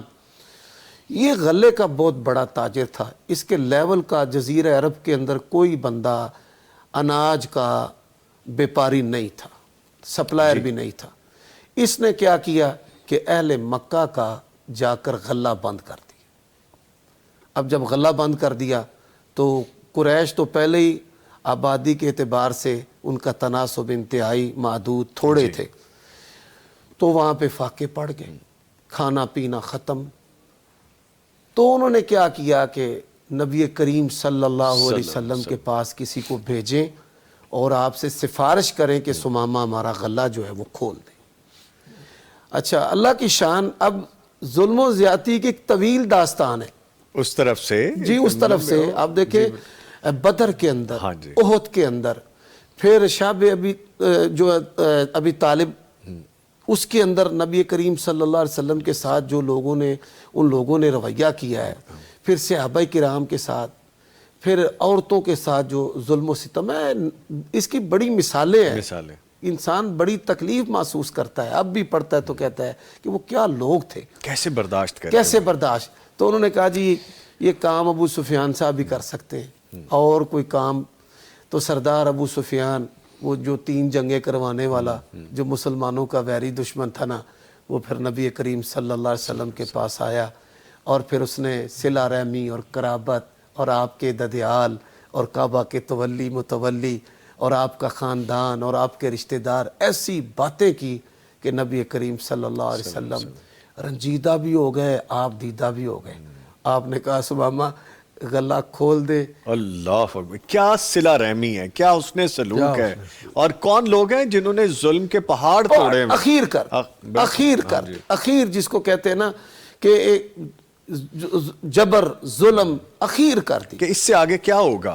اور پھر اس کے بعد ایک اور مثال ہے. جی، اس کے بعد جب نبی کریم صلی اللہ علیہ وسلم 10,000 قدسیوں میں ممتاز اور کوہ فاران سے، وہ بائبل کی پیشین گوئی کے مطابق جب نبی علیہ السلام جلوہ گر ہوئے، سبحان اللہ، اللہ کے نبی صلی اللہ علیہ وسلم نے اس سختیوں سے پہلے ہی مہربانیاں کر دی. فرمایا جو مسجد حرام میں پناہ لے لے وہ بھی ہم سے بچ گیا، جو سردار ابو سفیان کے گھر میں پناہ لے لے وہ بھی بچ گیا. اور پھر نبی کریم صلی اللہ علیہ وآلہ وسلم نے فرمایا سب سے پہلے جو خون، یعنی میرے خاندان، جو اپنا دروازہ بند کر لے وہ بھی بچ گیا. یہ تو ایسے جیسے بہانے ڈھونڈے جا رہے ہیں رحم کرنے کے. اور پھر لوگ ڈرے ہوئے تھے، سہمے کہ آج کیا بنے گا، ہمارے ساتھ کیا ہوگا، کہ ہم نے کتنا ظلم کیا. اور پھر وہ خون نبی کریم کے چچا حمزہ رضی اللہ تعالیٰ عنہ، ایمان واشی رضی اللہ تعالیٰ عنہ کا مسلمہ ہے. اللہ نے ان سے بڑی خدمت لی کہ مسلمہ کذاب کا قتل جو ہے وہ ان کے ہاتھوں سے ہوا. لیکن چچا سے محبت ہی ایسی تھی، وہ خون تھے جن کے بدلے تھے اہل مکہ پر، لوگوں پر. اور پھر اسی طرح رقمیں تھیں، رقموں کے سود تھے. تو نبی کریم صلی اللہ علیہ وسلم نے فرمایا آج وہ ساری جاہلیت کی باتیں میرے قدموں تھلے رون دی اللہ نے ساری مصطفیٰ کریم کے قدموں تھلے. فرمایا سارے خون بھی معاف ہیں، وہ سود بھی معاف ہے. چچا نے رقمیں لوگوں سے لینی تھی. تو یہ نبی کریم صلی اللہ علیہ وسلم، آپ کی تو طبیعت ہی، اللہ نے کہا فَبِمَا رَحْمَةٍ مِّنَ اللَّهِ لِنْتَ لَهُ، یعنی اللہ تعالیٰ کی رحمت سے آپ نرم ہیں. اور یہی بات نبی علیہ السلام نے فرمایا کہ نرمی جس طبیعت میں، جس چیز میں داخل ہوتی ہے اس کو خوبیوں والا کر دیتی ہے. اب آپ دیکھیں معاشرے کے اندر مثال ہے، جو سخت باپ ہے اس کی اولاد منتشر ہو جاتی ہے، تتر بتر ہو جاتی ہے، بکھر جاتی ہے، اور پھر اس کا بڑھاپا بڑا خراب ہو جاتا ہے، ضائع ہو جاتی ہے. اور جو بندہ نرم طبیعت ہوتا ہے، محلے دار جو ہیں وہ ہمسائے، چاچا جی، ماموں جی، کہ عزت و احترام کا رشتہ عزت و بنا ہوتا احترام ان کی بہت ٹھیک کرتے ہیں. ٹھیک بیوٹیفل بیوٹیفل ویل ڈیفائنڈ. اچھا دیکھیں یہ ابھی چند ایک باتیں ہم نے یہاں پہ شیئر کی ہیں, اگر ہم ڈیٹیل میں جانا شروع کریں تو پھر آپ کا اور میرا تو یہ طرز عمل ہونا چاہیے کہ ہم ایک دوسرے کے ساتھ پیش ہی محبت سے آئیں, ایک دوسرے کے ساتھ رحم و کرم والا معاملہ, جس طرح ابھی ہم نے 2 مثالیں بھی سنی ہیں, بہت خوبصورت. اچھا نعمان فاروقی صاحب یہ بتائیے گا حقوق العباد کی جو اہمیت ہے اس کو قرآن کریم میں اور احادیث میں جو ہے وہ کس انداز سے نمایاں کیا گیا ہے؟ جی حقوق العباد تو خیر لازم ہے. میں اس سے پہلے ایک حدیث آپ کی گوش گزار کرنا چاہوں گا جو ہمارے موضوع سے براہ راست تعلق رکھتی ہے. وہ یہ کہ نبی کریم صلی اللہ علیہ وسلم نے فرمایا کہ لا تدخلون الجنت حتی تؤمنوا, تم جنت میں نہیں جا سکتے یہاں تک کہ تم ایمان نہ لاؤ, اور تم ایمان نہیں لا سکتے صحیح معنوں میں جب تک تم آپس میں محبت نہ کرنے لگو. اللہ اکبر. یعنی اس حدیث مبارکہ سے پتہ چلتا ہے مسلم معاشرے میں باہمی پیار و محبت الفت یہ ایمان کا ایک حصہ قرار دیا گیا. اور امام مسلم رحمہ اللہ اس حدیث کو لائے بھی کتاب الایمان کے اندر ہیں. جی یعنی اس کا مطلب یہ نکلتا ہے کہ باہمی جو محبت ہے نا, جو الفت ہے, یہ ہمارے ایمان کا حصہ ہے. یعنی تم اس وقت تک مسلمان مومن نہیں ہو سکتے جب تک تم آپس میں محبت نہ کرنے لگو. اور پھر آپ صلی اللہ علیہ وسلم نے فرمایا میں تمہیں وہ چیز نہ بتاؤں کہ جس کی وجہ سے تمہاری محبت فروزہ ہو, بڑھے اور اس میں مزید جو ہے نا اعلیٰ کیفیات پیدا ہوں, تو تم آپس سے سلام کیا کرو.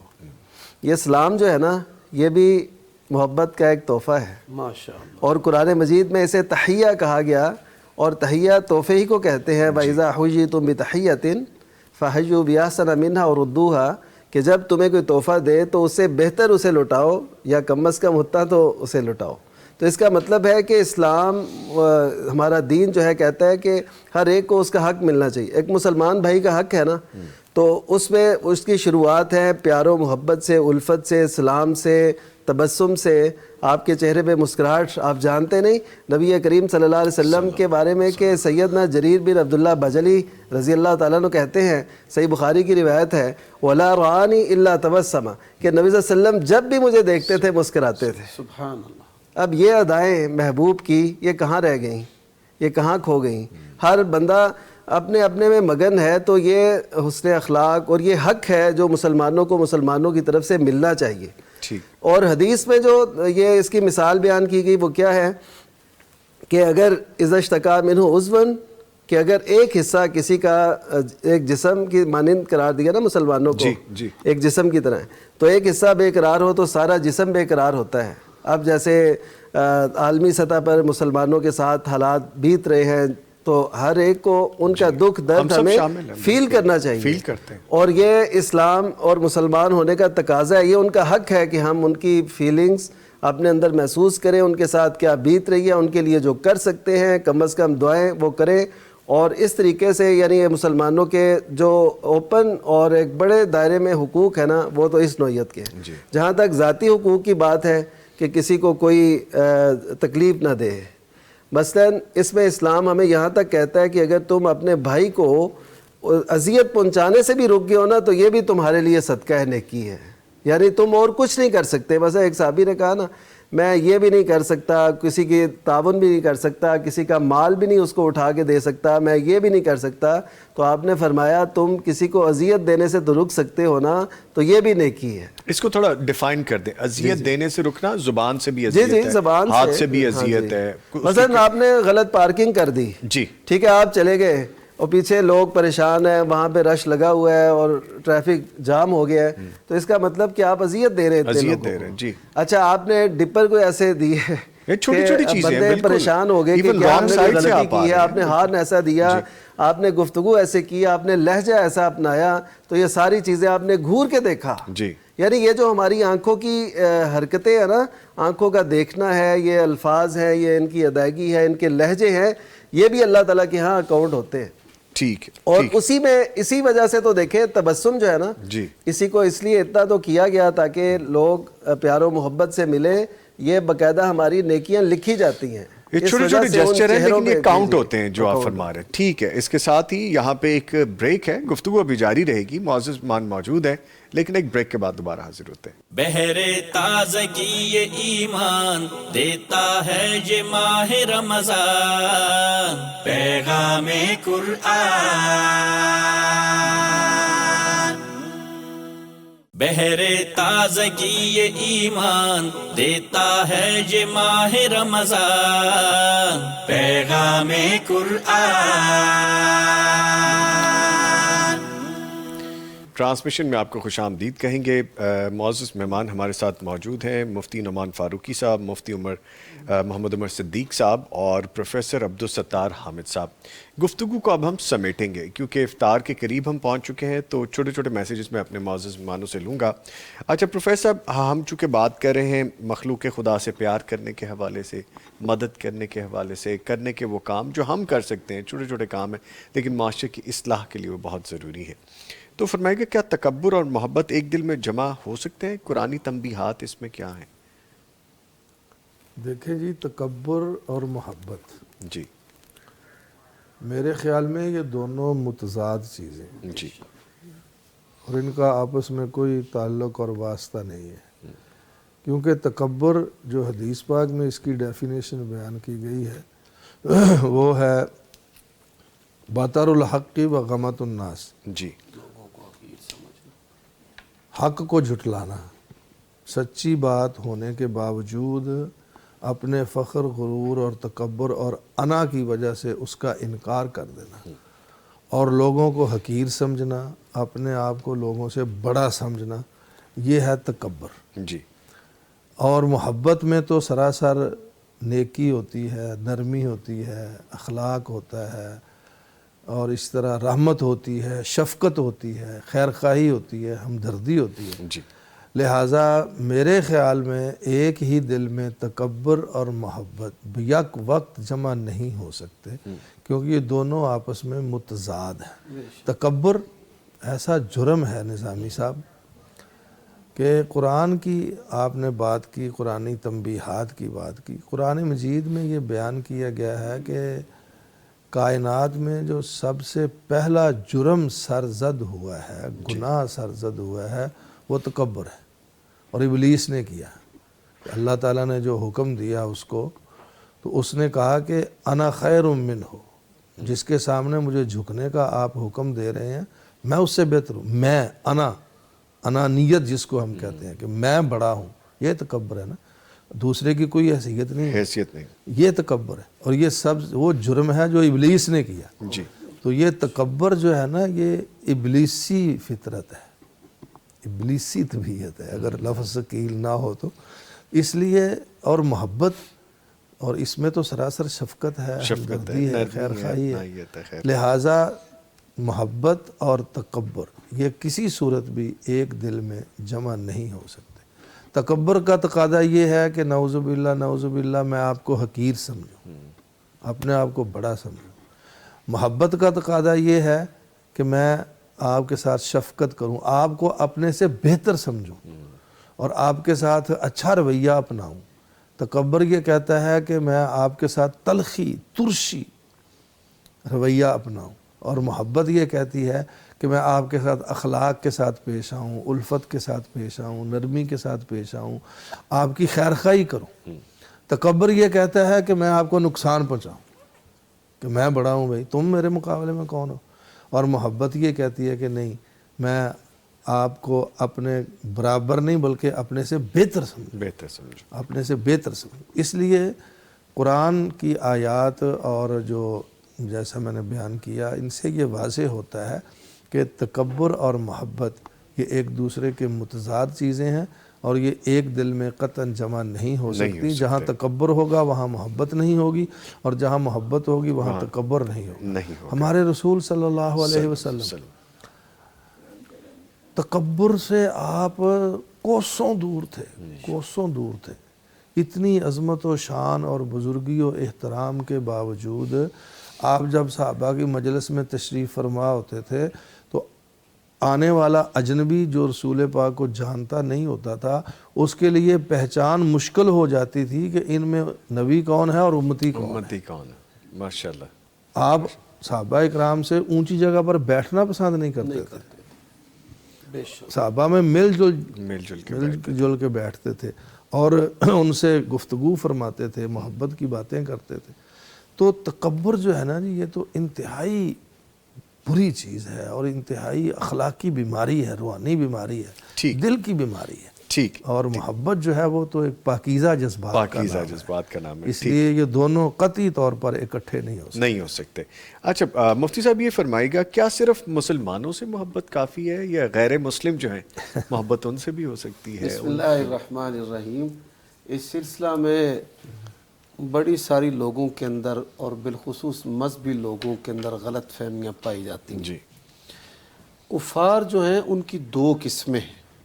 پہلی جو قسم ہے جو حربی ہیں، جو مسلمانوں کے قتل کے درپے ہوتے ہیں اور ان کا نقصان کرتے ہیں اور نقصان پہنچانے کی کوشش کرتے رہتے ہیں، تو خیر خواہی تو ہم ان کفار کی بھی کرتے ہیں، لیکن جہاں تک بات محبت کی ہے تو اِنَّکَ لَا تَهْدِی مَنْ أَحْبَبْتَهُ، نبی کریم صلی اللہ علیہ وسلم کے رشتہ دار ہیں، آپ ان سے محبت کرتے ہیں باوجود کہ وہ صاحب ایمان نہیں، تو کفار سے بھی محبت ہوتی ہے۔ اور اس میں طبعی محبت بھی شامل ہے، یعنی والدین غیر مسلم ہیں، اب والدین کی محبت طبعی محبت ہے، بہن بھائیوں کی جو محبت ہے وہ بھی ایسی محبت ہے، طبعی فطرتی محبت ہے۔ انہیریٹنس میں۔ اور آپ دیکھیں اللہ تعالیٰ نے جیسے کہ آغاز میں اخوت پر بات ہو رہی تھی، پروردگار نے بڑے جامع الفاظ بیان کیے ہیں جو قرآنی فصاحت ہے۔ وَإِلَىٰ عَادٍ أَخَاهُمْ هُودًا وَإِلَىٰ ثَمُودَ أَخَاهُمْ صَالِحًا۔ تو یہ اخوت، محبت اور خیر خواہی کے لیے یہ جو الفاظ ہیں یہ بڑے کمال قسم کے الفاظ ہیں۔ جی، تو جب ہم ان سے محبت کریں گے تو وہ ہمارے قریب آئیں گے، بالکل۔ اور جب ہم محبت ہی نہیں کریں گے، لیکن ایسی محبت نہیں ہونی چاہیے کہ آپ اپنے ایمان کو گوا دیں اور آپ شریعت کے حدود جو ہیں ان کو بالائے طاق رکھ دیں اور پس پشت ڈال دیں۔ ایسی محبت کی اجازت نہیں، افراط و تفریط جو ہے نا اس کے اندر نہیں ہونا چاہیے۔ آپ نے مجھے نا ایک بڑا زبردست بطانة۔ جی، آپ نے بڑی زبردست ہنٹ دے دیا مجھے یہاں پہ کہ آپ اس بیریئر کو کراس نہ کر جائیں، پامال نہ کرتے ہوئے آگے چلے جائیں، آپ ان کو انسپریشن دیں۔ تو انسپریشن کی جب آپ نے بات کی، وہ بریک میں ہم آپس میں گفتگو کر رہے تھے، اسلام لانے والا واقعہ، نان مسلم جو شامل ہو، وہ شیئر کیجیے۔ یہ محبت ہے، یہ بھی بڑی دبئی کے اندر ایک شخص جو ہے اس نے اسلام قبول کیا ہے، اور اسلام قبول کرنے پر اس نے انٹرویو دیا ہے کہ مجھے کن کن چیزوں نے اسلام کے بارے میں متاثر کیا۔ تو وہ کہتے ہیں کہ میرے دفتر کے اندر ایک کولیگ تھے، ساتھی ساتھ کام کرتے تھے، تو انہوں نے ایک عورت سے شادی کی اور کچھ عرصہ کے بعد ان کو طلاق دے دی اور پھر آگے شادی کر لی۔ تو کوئی شخص ان کے پاس آیا کہ ہم اس عورت کا نکاح طلب کرنا چاہتے ہیں، شادی کرنا چاہتے ہیں باہم، تو آپ اس عورت کے بارے میں ہمیں بتائیں۔ تو اس نے کہا کہ جب تک تو وہ میری زندگی کا حصہ تھی تو میں اپنی زندگی کی برائی آپ سے تو نہیں کر سکتا، اور جب وہ چھوڑ کر چلی گئی تو میں نے اس کے کسی عیب کی ٹو نہیں لگائی، اور نہ میں کوئی اس کا عیب جانتا ہوں تو میں اس کے بارے میں کوئی عیب بیان نہیں کر سکتا۔ وہ کہتا ہے کہ میں اس کی یہ جملے سن کر بڑا متاثر ہوا، اور پھر میں نے جب اسے پوچھا تو اس نے کہا یہ اسلامی تعلیمات ہیں، اور انہی تعلیمات پر جو ہے نا عمل کرتے ہوئے میں نے اس کو یہ جواب دیا ہے۔ ٹھیک، تو یہ اسلام کی وہ خوبصورتی ہے، یہ انسپریشن تھی، یہ متاثر کرنے والی بات تھی نان مسلم کو، چونکہ محبت ذکر کر رہے ہیں مسلم اور نان مسلم کے لیے، تو کیا اٹریکشن پیدا ہو جاتی ہے جب آپ دین اسلام پہ کاربند ہوتے ہیں؟ آپ دیکھیں کہ غلام آتے تھے جنگوں کے اندر، تو بھائیوں کو جدا کرنے سے منع کیا گیا ہے کہ آپ ان کو جدا کر دیں، بہنوں کو جدا کرنے سے، ماں اور اس کے بچے کو جدا کرنے سے، ٹھیک ہے، اور پھر وہ چڑیا کے بچے اٹھا لائے صحابہ کرام۔ تو نبی کریم صلی اللہ علیہ وآلہ وسلم آپ نے ان کی کیا رہنمائی فرمائی، اور پھر اس پر کیا کہا کہ اللہ تبارک و تعالیٰ یہ ماں جیسے اپنے بچوں پر مہربان ہے، اس طرح اللہ تبارک و تعالیٰ جو ہے وہ اپنے بندوں پر مہربان ہے۔ مہربان ہے. بیوٹیفل بیوٹیفل ماشاءاللہ. اچھا نعمان فاروقی صاحب یہ بتائے گا، اگر کوئی شخص نماز و روزے کا پابند ہو، یعنی وہ ساری چیزیں کر رہے ہیں، یہ دونوں احکامات کو پورا کر رہے ہیں، مگر لوگوں سے بدسلوکی کرے تو اس کی عبادت کی حیثیت رہ جاتی ہے؟ اصل میں ایسا ہے کہ دیکھیے اللہ تعالیٰ کو عبادت سے اور مخلوق کو اپنے رویوں سے راضی رکھنے کی کوشش کرنا، تو یہ اسلام کا اہم ترین حصہ ہے. تو اصل میں عبادت کا بعض لوگوں کو نا ایک کبر آ جاتا ہے، جیسے شیخ بھی بات کر رہے تھے، عبادت کا ایک تکبر آ جاتا ہے کہ میں اللہ کا بہت قریبی ہو گیا ہوں، جی میں نے تہجد شروع کر دی ہے، میں یہ کرتا ہوں، میں وہ کرتا ہوں. اب وہ لوگوں کو حقیر سمجھنا شروع کر دیتا ہے. اس کے نتیجے میں وہ لوگوں کے نہ کام آتا ہے، نہ ان کی سنتا ہے، نہ ان سے شیئر کرتا ہے، نہ ان کے زخموں پہ کوئی پھا رکھتا ہے، نہ کوئی ایسی بات. وہ بس اپنے آپ میں مگن ہے کہ میں ہوں، بس میں ہوں، سپیریئر سمجھ جی اپنے آپ کو. تو اس طرح پھر بہت سے لوگوں کی نا وہ حق تلفیہ کر رہا ہوتا ہے. اس حوالے سے تو بالکل واضح حدیث مفلس ہے جو صحیح مسلم میں ہے کہ نبی صلی اللہ علیہ وسلم نے فرمایا روزے قیامت ایسے لوگ آئیں گے کہ جن کی بہت سی نیکیاں ہوں گی اور ان کے خلاف دعوے دار بھی آ جائیں گے، اور وہ کہیں گے شتمنی ھذا ضربنی ھذا اکلا مالی. تو ایسے یعنی میرا مال کھایا، مجھ پہ ظلم کیا، مجھ پہ سب و شتم کیا، گالی دی. تو پھر اس کے جو گناہ ہے نا، ان کے پہلے تو یہ ہوگا کہ اس کی نیکیاں ان کو دی جائیں گی، جو دعوے دار ہوں گے، نیکیاں ختم ہو جائیں گی تو ان کے گناہ اس پہ ڈالے جائیں گے اور اس کو گھسیٹ کے جہنم میں ڈال دیا جائے گا. اب نمازیں تو ہیں لیکن ساتھ ساتھ دعوے دار بہت سے آگے. اسی طرح وہ سنن نبی داؤد کی روایت جس میں نبی صلی اللہ علیہ وسلم کے سامنے دو خواتین کا تذکرہ ہوا کہ ایک خاتون ہے وہ اپنی جو ہے نا عبادت تو کرتی ہے لیکن وہ اپنے ہمسایوں کے ساتھ بھی اس سے سلوک کرتی ہے. لیکن ایک عورت ہے وہ عبادت تو بہت زیادہ کرتی ہے، یعنی اضافی عبادت، لیکن ہمسائے اس سے تنگ ہیں. تو آپ صلی اللہ علیہ وسلم نے فرمایا یہ تو جہنمی عورت ہے، یعنی جس کے ہمسائے اس سے تنگ ہے. حالانکہ وہ نماز بھی اضافی پڑھ رہی ہے، یعنی عبادات میں وہ زیادہ ہے لیکن ہمسایوں کو تنگ کر رہی ہے. تو اس سے یہ پتہ چلتا ہے کہ ہم اگرچہ آج یہ بات کر رہے ہیں کہ ہمیں حقوق دینے چاہیے، پیار و محبت دینی چاہیے، لیکن ہم پیار و محبت نہیں دے سکتے تو کم از کم اذیت سے تو رک جائیں، ان کی حق تلفی تو نہ کریں. کسی کا جو حق بنتا ہے وہ تو دیں.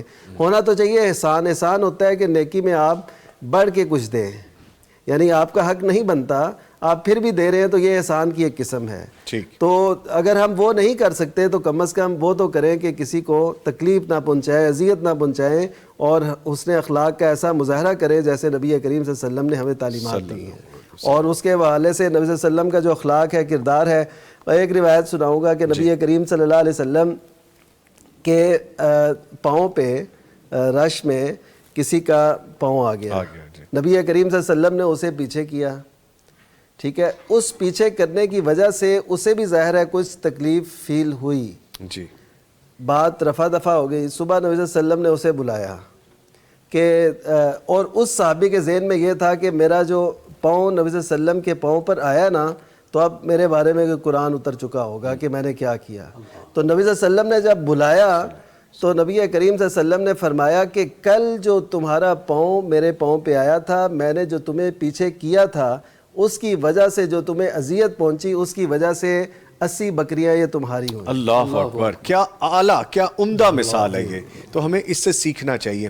وقت کے چونکہ ہم قیدی رہتے ہیں تو اب بھی وقت بالکل قریب ہے کلوزنگ کے، تو میں اپنے تینوں معزز مہمانوں سے گزارش کروں گا ایک ایک منٹ کا خوبصورت پیغام. ویسے تو ساری گفتگو بڑے خوبصورت پیرائے میں ہے، تو ایک ایک پیغام دیجئے محبت کے حوالے سے. پھر میں آپ کے اس پروگرام کے توسط سے جی اہل اسلام کو یہ درخواست کرنا چاہوں گا کہ وہ زندگی کے ہر معاملے میں حتی الامکان جہاں تک ممکن ہو کوشش کریں جی کہ آپ صلی اللہ علیہ وآلہ وسلم کی سیرت طیبہ سے رہنمائی حاصل کریں اپنے ہر کام میں، معاشی زندگی میں، معاشرتی زندگی میں، مذہبی زندگی میں، سیاسی زندگی میں، گھریلو زندگی میں، عائلی زندگی میں، خلوت میں، جلوت میں، عبادات میں، معاملات میں، معمولات میں، اعتقادات میں، ہر کام میں یہ کوشش کریں، اور اسی میں نجات ہے. لَقَدْ كَانَ لَكُمْ فِي رَسُولِ اللَّهِ أُسْوَةٌ حَسَنَةٌ کا تقاضا یہی ہے کہ ہم اپنی زندگی کے ہر معاملے میں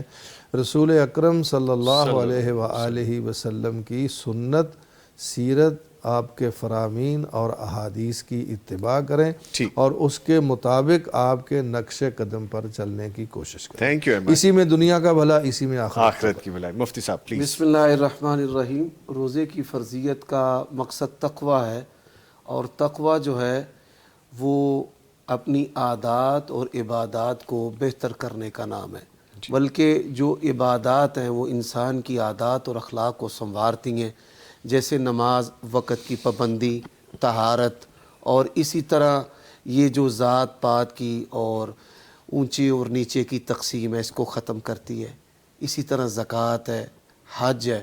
تو انسان کو سلامتی کے ساتھ جنت میں جانے کے لیے اپنی عبادات کی بہتری کے ساتھ ساتھ اپنی عادات کو جو ہے وہ بہتر کرنا چاہیے. Very well sad.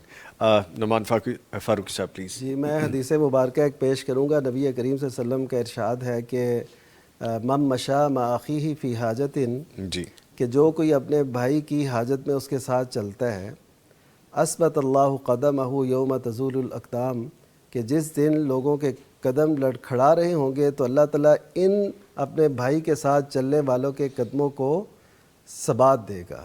ماشاء اللہ. تو اللہ تعالیٰ ہم سب کو یہ حق پہچاننے کی توفیق نصیب فرمائے. آمین آمین اللہم آمین. اس کے ساتھ ہی میں اپنے معزز مہمان پروفیسر عبدالستار حامد صاحب سے گزارش کروں گا کہ آپ خاص طور پہ دعا میں شامل کیجئے جو ہمارے اس وقت کے حالات ہیں. اللہ تعالیٰ مسلمانوں پر رحم کرے. یا رب لک الحمد کما ینبغی لجلال وجہک ولعظیم سلطانک. الحمد للہ الذی ہدانا لہذا وما کنا لنہتدی لولا ان ہدانا اللہ. الحمد للہ الذی لم یتخذ ولدا ولم یکن لہ شریک فی الملک ولم یکن لہ ولی من الذل وکبرہ تکبیرا. اللہ اکبر کبیرا والحمد للہ کثیرا وسبحان اللہ بکرۃ واسیلا. اللہم صلی علی محمد وعلی آل محمد کما صلیت علی ابراہیم وعلی آل ابراہیم انک حمید مجید. اللہم بارک علی محمد وعلی آل محمد کما بارکت علی ابراہیم وعلی آل ابراہیم انک حمید مجید. اللہم صلی وسلم علی نبینا محمد صلی اللہ علیہ وسلم صلی اللہ علیہ وسلم صلی اللہ علیہ وسلم. ربنا ظلمنا انفسنا وَإِن لَّمْ تَغْفِرْ لَنَا وَتَرْحَمْنَا لَنَكُونَنَّ مِنَ الْخَاسِرِينَ. رَبَّنَا آتِنَا فِي الدُّنْيَا حَسَنَةً وَفِي الْآخِرَةِ حَسَنَةً وَقِنَا عَذَابَ النَّارِ. اللهم أحسن عاقبتنا في الأمور كلها وأجرنا من خزي الدنيا وعذاب الآخرة. اللهم إنا نسألك العفو والعافية والمعافاة في الدنيا والآخرة. اللهم رحمتك نرجو فلا تكلنا إلى أنفسنا طرفة عين وأصلح لنا شأننا كله لا إله إلا أنت ولا إله غيرك. اللهم إنا نسألك فعل الخيرات وترك المنكرات وحب المساكين وأن تغفر لنا وترحمنا وإذا أردت فتنة قوم فتوفنا إليك غير مفتون. فاطر السماوات والأرض فاطر السماوات والأرض أنت ولينا في الدنيا والآخرة. توفنا مسلمين وألحقنا بالصالحين. توفنا مسلمين وألحقنا بالصالحين. ربنا لا تؤاخذنا إن نسينا أو أخطأنا. ربنا ولا تحمل علينا إصرا كما حملته على الذين من قبلنا. ربنا ولا تحملنا ما لا طاقة لنا به. واعف عنا واعف عنا واغفر لنا وارحمنا أنت مولانا فانصرنا على القوم الكافرين. الہ العالمین امت مسلمہ کے سارے گناہوں کو معاف فرما دے. اللہ ہماری خطاؤں سے درگزر فرما. یا اللہ ہمیں نیک اعمال کرنے کی توفیق عطا فرما. اللہ ہمیں اپنے عقائد اور اعمال کی اصلاح کی سعادت عطا فرما. یا رب العالمین یا ارحم الراحمین ہمیں اپنے پیارے حبیب صلی اللہ علیہ وسلم کا سچا اور حقیقی فرما بردار بننے کی توفیق عطا فرما. زندگی کے ہر معاملے میں آپ کی سیرت کو اپنانے کی سعادت عطا فرما. اے اللہ ہمیں اور ہمارے بیماروں کو شفا عطا فرما. اے اللہ ہمیں اور ہمارے بیماروں کو شفا عطا فرما. تنگ دستوں کی تنگ دستی دور فرما. غریبوں کی غربت دور فرما. اللہ بے اولاد شادی شدہ جوڑوں کو نیک اولاد عطا فرما. اللہ بے اولادوں کو نیک اولاد عطا فرما. بے اولادوں کو نیک اولاد عطا فرما. اللہ ہماری اولادوں کو ان کی اولادوں کو نیک کر دے. ماں باپ کا فرما بردار بنا دے. دین اسلام کے شدائی اور فدائی بننے کی توفیق عطا فرما۔ آمین۔ اللہ پوری امت مسلمہ کو 5 وقت کا با جماعت نمازی بننے کی توفیق عطا فرما۔ آمین۔ اللہ اپنے پیارے حبیب کی امت پر رحم فرما، رحم فرما، رحم فرما۔ آمین۔ اللہم ارحم علی احوالنا ولا تنظر الی سوء اعمالنا۔ اللہ دنیا بھر کے مظلوم مسلمانوں کی مدد فرما، اسلام اور مسلمانوں کی مدد فرما۔ اللہ حرمین شریفین کی حفاظت فرما۔ اللہ اسلام اور مسلمانوں کی حفاظت فرما، پاکستان اور پاکستانیوں کی حفاظت فرما۔ آمین۔ اللہ ہمارے ملک کی نظریاتی اور جغرافیائی سرحدوں کی حفاظت فرما۔ اللہ جو اس ملک کے محافظ ہے، اللہ تو ان کی حفاظت فرما۔ یا اللہ اس اسلامی ملک کے محافظوں کی حفاظت فرما۔ یا رب العالمین اسلام کا بول بالا فرما، قرآن و سنت کا بول بالا فرما۔ اللہ ہمیں ہر قسم کے صغیرہ کبیرہ گناہوں سے محفوظ و معمون فرما۔ اے اللہ ہمارے صغیرہ کبیرہ گناہ معاف فرما۔ یا اللہ رمضان کے روزے، راتوں کا قیام اور اللہ ہر قسم کی عبادات، قرآن مجید کی تلاوت، ریاضت اے اللہ مقبول و منظور فرما۔ اللہ ریاکاری، دکھلاوے سے محفوظ و معمون فرما۔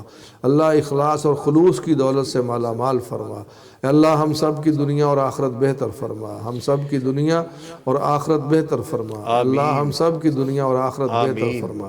اے اللہ ہماری دعاؤں کو قبول فرما۔ جو چیزیں ہم نے طلب کی اللہ ساری عطا فرما، جو چیزیں ہم مانگ نہیں سکے لیکن ہمارے لیے بہتر ہیں وہ ساری ہمیں عطا فرما۔ جو عطا فرمائے اس میں برکت ضرور عطا فرما۔ ربنا تقبل منا انک انت السمیع العلیم وتب علینا انک انت التواب الرحیم وصلی اللہ تعالی علی نبیک الکریم وعلی آلہ واصحابہ واہل بیتہ وازواجہ وذریاتہ اجمعین برحمتک یا ارحم الراحمین آمین۔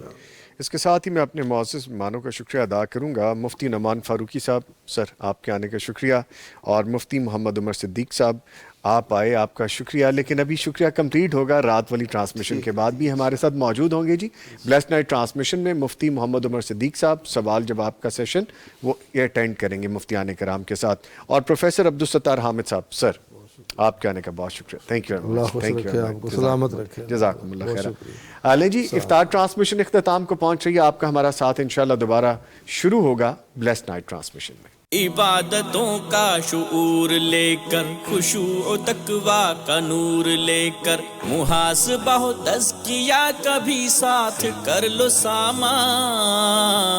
دنوں میں صائم، شبوں میں قائم، سمیٹو وہ دولتیں جو دائم، کہ سحر و افطار کیجے برکات ہیں فراواں۔ بہر تازگی ایمان دیتا ہے یہ ماہ رمضان، پیغام قرآن۔